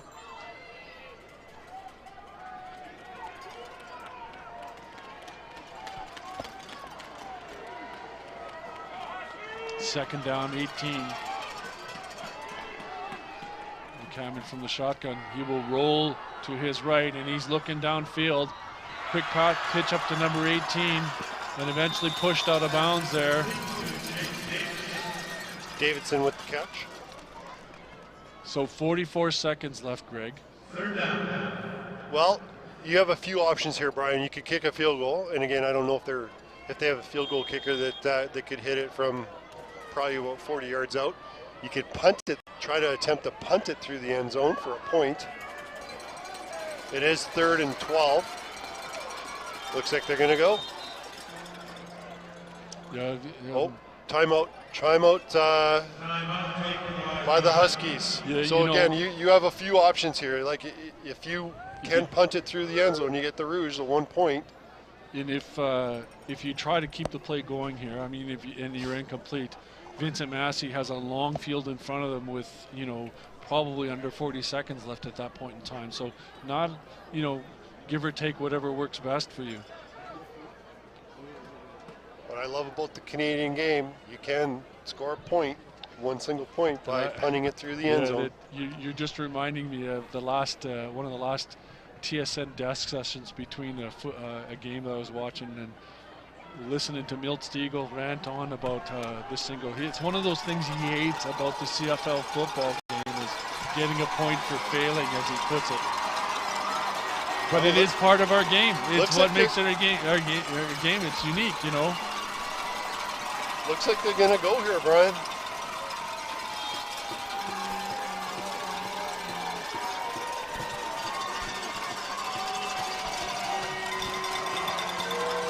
And here we go, folks. 3rd and 11. Coming from the shotgun. He rolls out To his right, and he puts it down and up the field. Oh, great knocked play. out of the way. So turnover for Vincent Massey. Again, Greg, I mean, we just keep saying this. The two best teams, undefeated, tied, 38 seconds left. It has to go. It almost has to go to overtime. What a great play by the DB to reach up and knock that ball away. Receiver is open, nicely thrown ball. Yeah. Just a great defensive play to come up and to stifle that play. Great effort. 38 seconds is a lot of time to move down the field. So, I mean, right off the bat, you got to believe that Sharp and the Vincent Massey Vikings are going to be trying to move that ball down the field quickly. Actually, Sturgeon Heights has 13 players on the field right now. So now the player's leaving.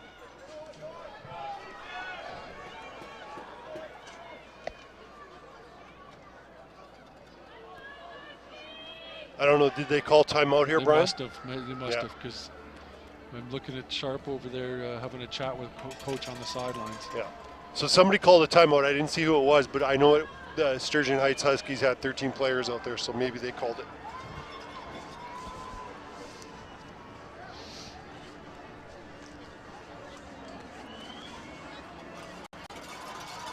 Well, I think Sharp's probably going to look for number six, Escuardo Eduino.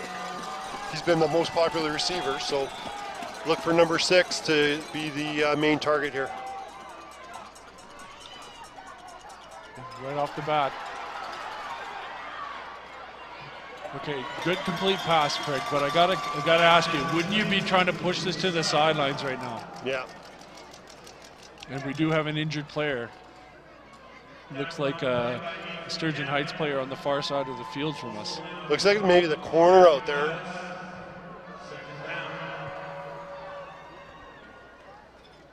Didn't catch the number of the injured player. But yeah, you're right, Brian. Like maybe getting to the sideline there would have been a good play. Taking a little bit of time off the clock here and not gaining a lot of yards.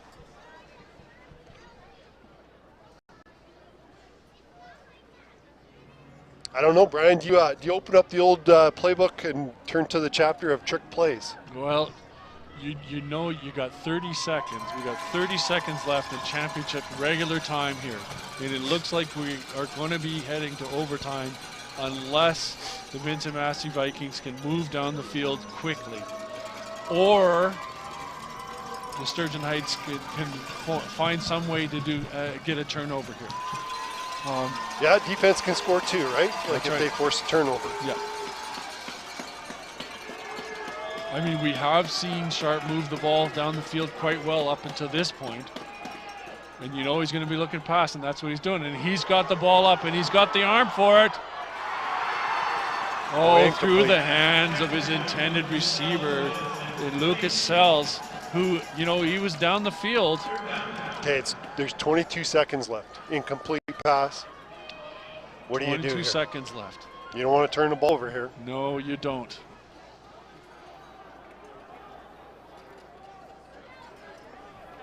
Looks like they're going to punt.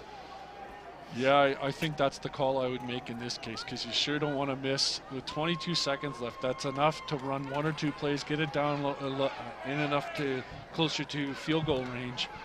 I don't know if I'd want to give up that point in time in a championship game. I think I'd want to punt and make sure they have to fight for it. Now, do you go after the block here? Timer, Of course. please remove 5 seconds from the clock. 17 seconds on the clock, please.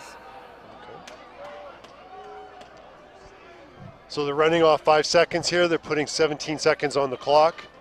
So if you're Sturgeon Heights, do you go after the block here or a return? We shall see. They got 2 guys back.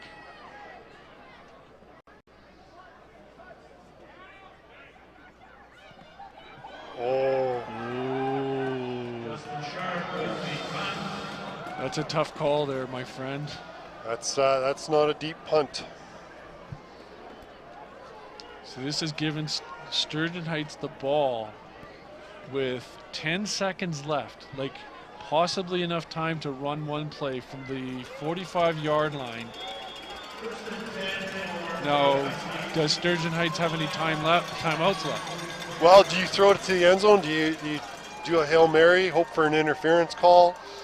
This certainly it is something to contemplate here for the Huskies. McCammon from the shotgun. And he's looking to the sidelines, and it's going to be caught! It's caught. Oh no, they're calling it out. Okay. Nice catch, though. Yeah, he did catch it, but he was out of bounds, right? 4 seconds left.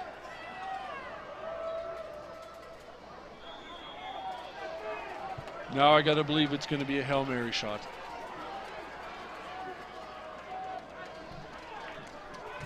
Here we go, folks. 4 seconds left. Game tied. McCammon from the shotgun. He will roll to his right. Looking downfield, and now he will put it up. That'll be a knocked out of bounds. Out of bounds. So, ladies and gentlemen, the Division II CTV Bowl, and we will go to overtime. Now, again, it has to go to overtime. It has to. It doesn't surprise me. 5 minutes time left up there, but 5-minute break. Here is what happens in overtime. In the event of a time and regulation play during a playoff game, the following format will be followed. 1, a 5-minute intermission. Enjoy. 2, a coin toss to determine offense, defense, defer, or a choice of which goal to defend. 3, each team gets 1 timeout in the overtime session. 4, scrimmage involves the offensive 35-yard line. Normal football rules apply. 5, team A keeps the ball as long as they make first down. Don't turn the ball over or until they score a single point, field goal, or touchdown. 6, team B is given the same opportunity to score as many points as team A. 7, a defensive touchdown ends any overtime section. 8, if the score remains tied, another overtime section will be played in the opposite end of the field. The team that loses the coin toss in the first overtime will be given choice for the second overtime period. 9, if the game still remains tied, revert back to 1. 10, after 2 complete rounds of overtime, teams must attempt a 2-point convert rather than a 1-point placement. Good luck to both teams. You guys should be proud of the show that you went to. 14 all, ladies and gentlemen. And it can't be better than, I don't know if you heard all of the rules that we have to go through, but essentially Canadian football overtime rules take place now. So we've got 2 minutes and 43 seconds left of a break that we're going to have, and we've asked to see if we can get some stats pushed up because we have been collecting stats as we go along throughout the game. But I mean, as the announcer just said, you know, here we go. Justin Sharp, 20 for 27, 227 yards, 2 TDs, and 2 interceptions. What a great game on behalf of Justin Sharp. He's played so well. One of the most exciting games we've had an opportunity to cover, Greg. And that kind of thing is just what's made this game fun. Oh yeah, and like the public address announcer indicated, you know, congratulations to both teams for putting on a fantastic game so far. So wonderful exhibit of high school football. Look at this one too, eh? McCammon, 8 of 14 for 174 yards. And a TD, and he's run the ball a lot too. They don't have the running stats too. Yeah, so. and maybe we can get those up. But you know, these two quarterbacks have put on one heck of a show. And thank you for doing that for everybody. Thank you for us being part of it. It's just been fantastic. Carter Esch, 3 attempts, 86 yards.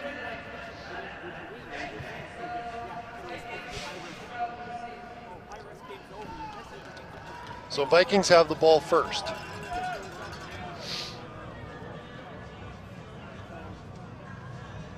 And both teams will get the opportunity to score. So if Vincent Massey, if they're able to score a touchdown, then Sturgeon Heights has to score a touchdown to match as well. And of course they have to kick the single points and stuff like that. If one team kicks a field goal, the other team scores a touchdown, the team scoring the touchdown will win. And here's one of the best parts. They're actually going to go right in front of us. No, you're not sitting in front of us. We're actually not quite at the center of the field. We're off to one side, and we get to have them start right in front of us, Greg. So this is going to be great. The other thing, too, is as a coach, what I'd be mentioning is to the defense, if they are able to pick up a fumble or interception, they can score and end the game right there. So those are all things that you want to indicate to the players as a coach. So here we go. Sharp hands the ball off and cutting and trying to find some room up the middle, but not much there. About a 2-yard gain.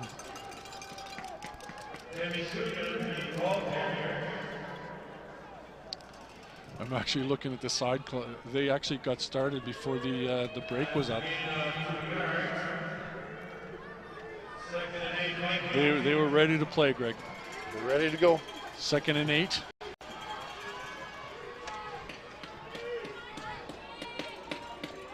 Sharp from the shotgun.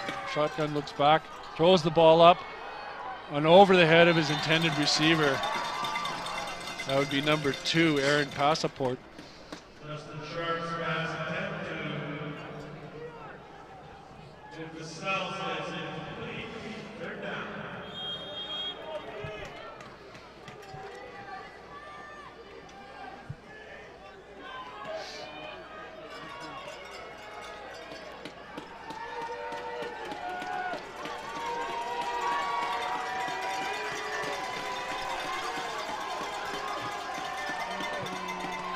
Third attempt, rolling to his right and throwing the ball downfield, and at the feet of his intended receiver, so turnover on downs. Christian Mayer from Sturgeon Heights had great pressure up on the field, so forcing Sharp to throw before a little bit earlier. So now the Sturgeon Heights Huskies will take over, and in this case, of course, they will start from the 35-yard line. Correct. So now they have the ball at the 35. If they're able to score a touchdown, a field goal, a single point on a punt, they win the game. And of course, the crowd here is very pro-Husky, so they're getting loud and supportive for that Husky team.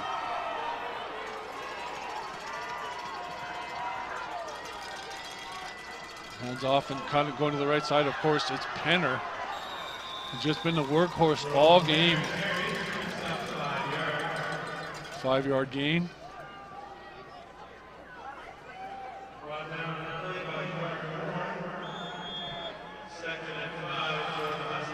Carter Moore on the tackle. So 2nd and 5.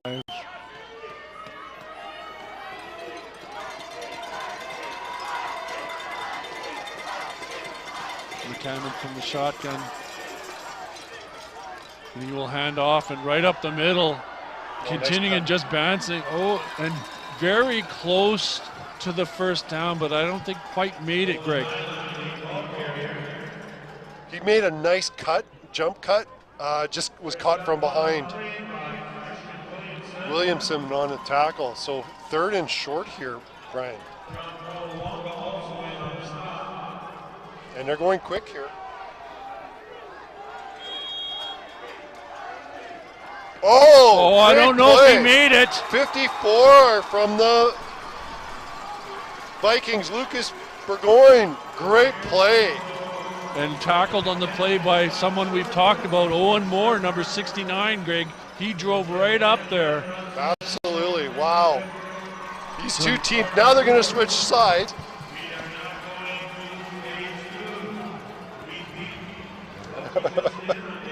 I don't know, do we need to get some coffee? This might go on forever. This may go for a while. Wow, these two teams are incredible. So Vincent Massey has the ball at the 35.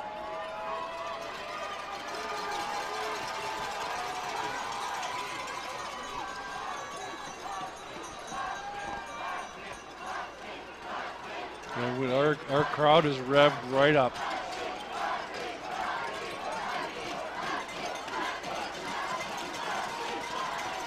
Oh, you know what? We got a bunch of Massey fans here too, Greg. We could just we can hear the crowd. Yep, we can hear the crowd coming up.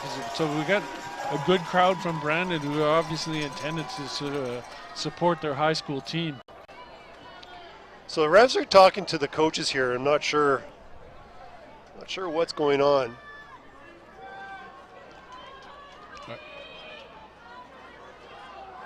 I think we're ready to go here. Do they go over and remind them of the rules again, or just out of it's one of those things that they need to do? Oh, cutting, but looking to his right, cutting back and looking to his left and finding his receiver. Oh, what a good play. 15-yard gain. Escato and Dino.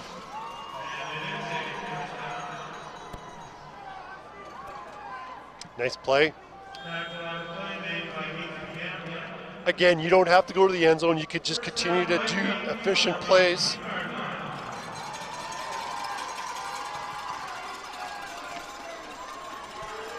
First and 10.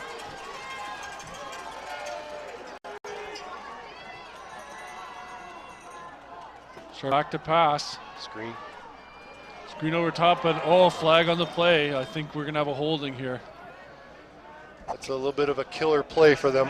Yep, we got a holding call against Vincent Massey. That's going to push it back. After that nice gain by Escato and Dino, they're going to lose all that yardage on the penalty, Greg.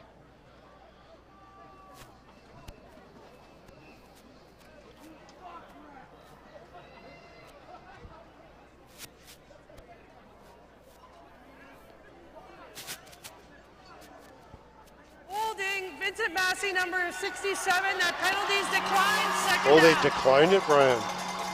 So 2nd and 10 from here. Well, of course. It was an incomplete. They declined it instead of pushing them further back. Yeah. Interesting call. Interesting call. Well, maybe I don't know, maybe they don't think Vincent Massey has a strong enough field goal kicker. So complete on the play. This time to number 1, Lucas Sells. Close to the first down.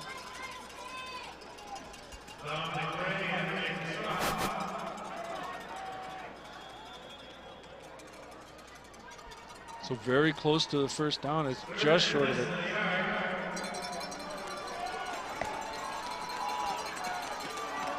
Big play coming up for Sturgeon Heights. Both teams. I think there's enough push there for a first down. Yeah, it looked like it to me also.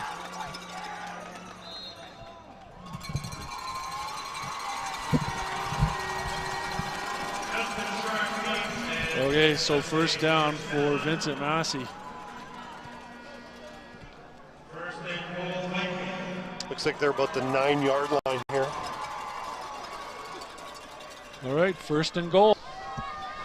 Don't go away, folks. Do not go away. This is too close to call. Now, he will hold keeper of the ball, and he's moving up the middle. Looks like he gets about 5 yards.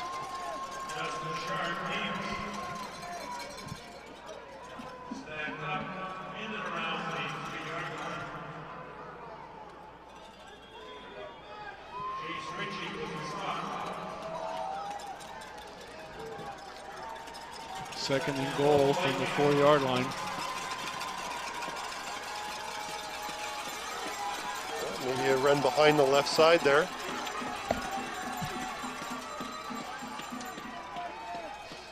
And he will keep it again himself. And just short of the... Nice job by the Husky defense to make that stop. So now, Greg, are you going to do a field goal or are you going to go for the touchdown? You know, a field goal from this angle is not the easiest thing, Brian.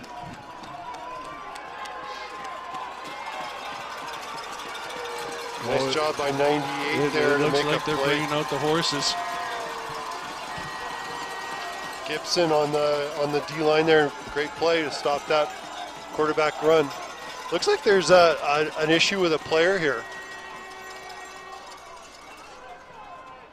Looks like the refs are asking a player to leave. Maybe there's an injury or...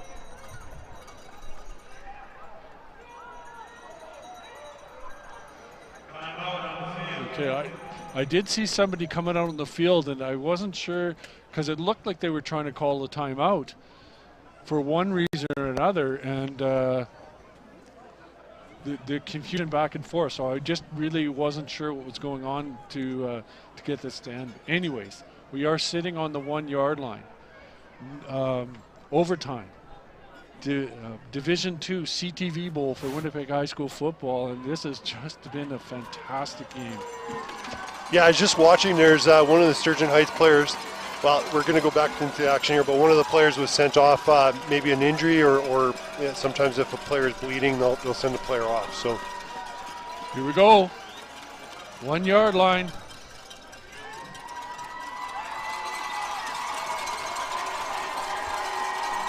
Third and 1, Brian. 3rd and 1.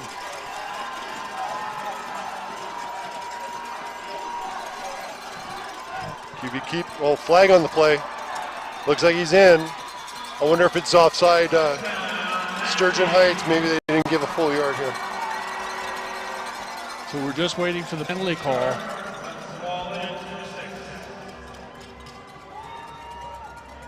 Yeah, they're calling offside against Sturgeon Heights, so touchdown will stand. Now the all-important point after.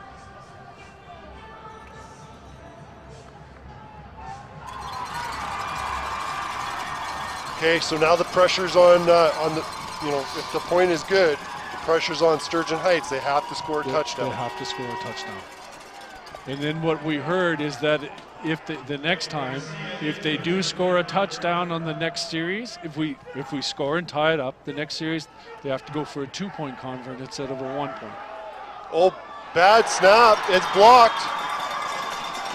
Wow. So if Sturgeon Heights is able to score a touchdown and convert the convert, they could win the game.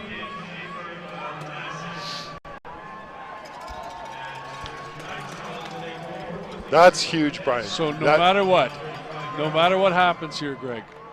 Well, no, that's not, as I'm getting ahead of myself.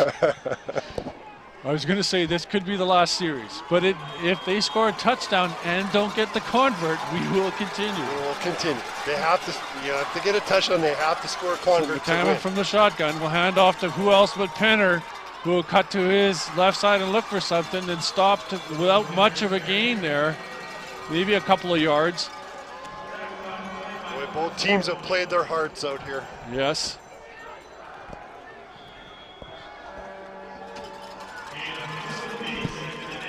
Gain of 2 yards, so 2nd and 8.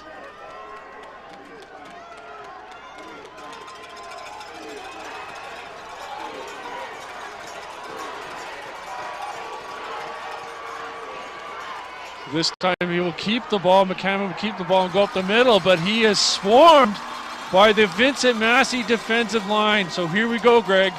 3rd down. Gain of about 3. Need a first down to keep this going. Interesting calls. It's 3rd and about a long 5, maybe 6 yards. Big play coming up from both sides of the field.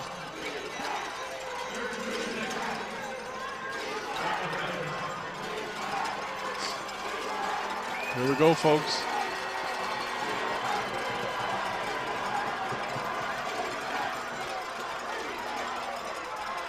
McCammon passes and he looks down the field. He's got a receiver. Caught on the play. Wow, what a catch.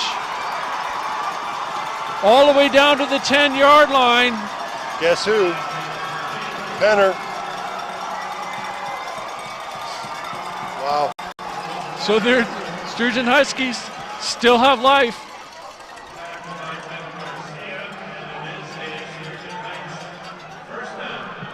Felt like the ball hung in the air for like 3 seconds. Yes. Good concentration on the part of the receiver. McCammon hands the ball, and this time number 22 is cutting up the middle, pushing, just short of the end zone. But what a great run by number 22, and that would be Owen Taylor.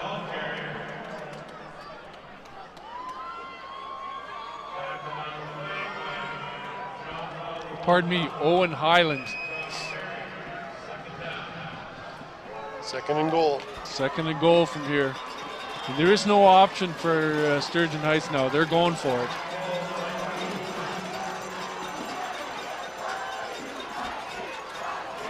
Hands off, and once again, Penner is going to the side.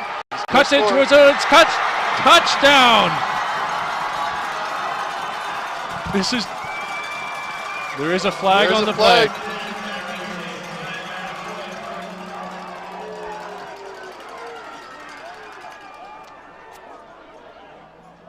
And Sturgeon Heights is backing up. Huge penalty. Illegal block, Sturgeon number 9. That's a 10-yard penalty. Repeat, second down. That is a huge penalty. That is a dramatic penalty at this point in time in the game.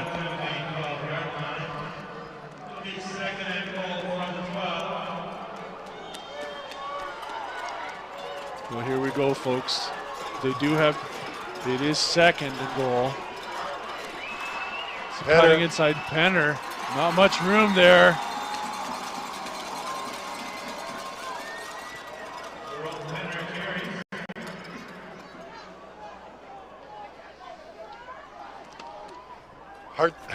It's hard to talk through this. Gotta love this. Yeah.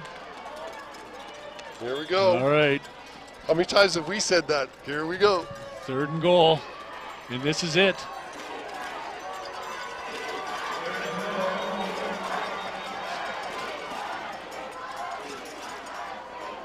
Timeout. Timeout, Vincent Massey.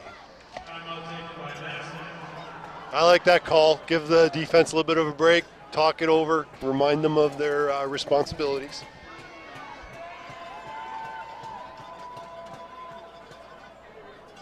Well, I'm certainly going to look for Penner to receive the ball.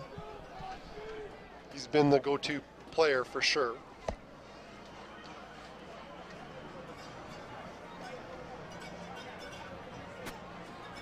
And while we're in break here, just a reminder, we have the junior varsity and Division I championship games on Saturday. We have the Home Run Sports Bowl at 2 o'clock with the Dakota Lancers versus Oak Park Raiders. And at 5 o'clock, St. Paul's Crusaders versus the Dakota Lancers for the varsity championship. So please join us on Saturday for the stream. Here we go, folks.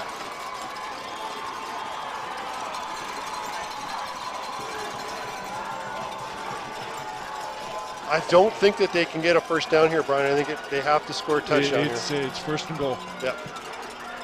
Oh, sorry, third and goal. This is it.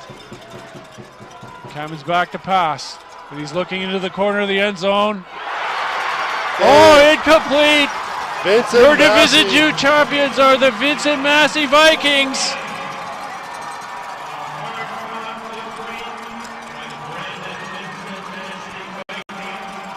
And there you go, folks. Your 2022 Division II CTV World Champions are your Vincent Massey Vikings from Brandon. Congratulations to both teams to one of the most exciting games we've watched in quite some time. It literally came down to who had the ball last or who made things work in overtime, Greg. This has just been a fantastic game. Well, congratulations to both teams and both coaching staffs on a wonderfully played game and the incredible seasons that they've had. So well done, both teams, both schools, both coaching staffs.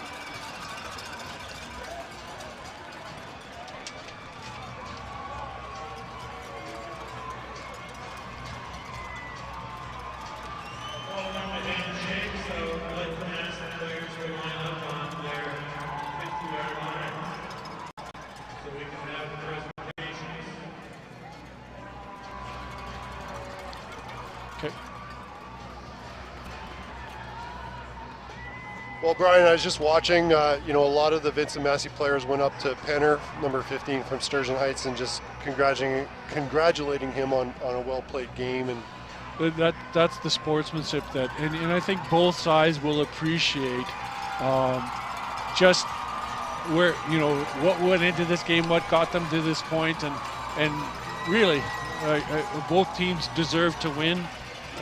Just a fan. Like I said, one of the best games we've seen, been able to be part of, that I can remember, and just great football on both sides. Yeah, terrifically played game and well-coached game. Both teams executed at such a high level. Well done. This is a great example of the Winnipeg High School Football League and the wonderful play. Yeah, and you know, like two teams with perfect records, and goes down to overtime and the last plays. I mean, that's the way it should have gone. And you know, what high school football, and coming back to having games at the IG Field and being part of this and seeing all this going in, this is what get people revved up and excited about football again. And we needed this, eh?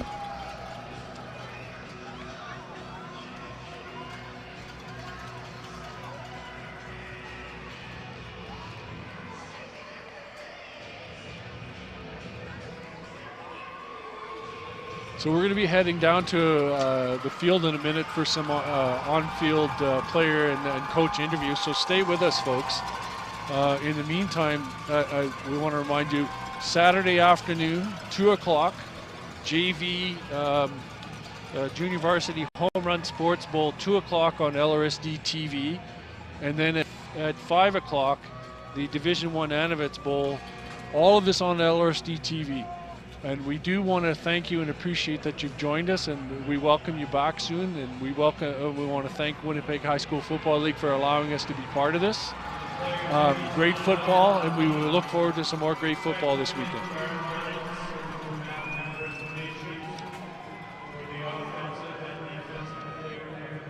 An absolutely incredible game from the both of you, especially like just what a tight game. You on defense, you on offense. It was an incredible game. What are your thoughts? Hey, all I can say is I love every single one of those boys in white. This is a great way to go out. I want to thank every single one of my coaches, every single person who supported me through my whole career. Hey, I love 69 with my whole heart. Carter is my brother. Every single one of these guys on this field are my brothers, and I want to thank every single one of them for putting their body on the line for this game. It's a beautiful game. Let's go. Carter, what do you got to say? I love this whole team. COVID stopped it, but this is it. The final seconds, Justin Sharp, my QB, been playing with him since I was 7 years old. I love this guy. I love all the coaches. I love everybody. I love the fans that came out here to support us. I love everybody. Man, you guys are making me tear up. I'm not even on the team. Congratulations to both of you. Go celebrate with your team. You absolutely deserve it. That's it for me. I'll send it back up to the boys.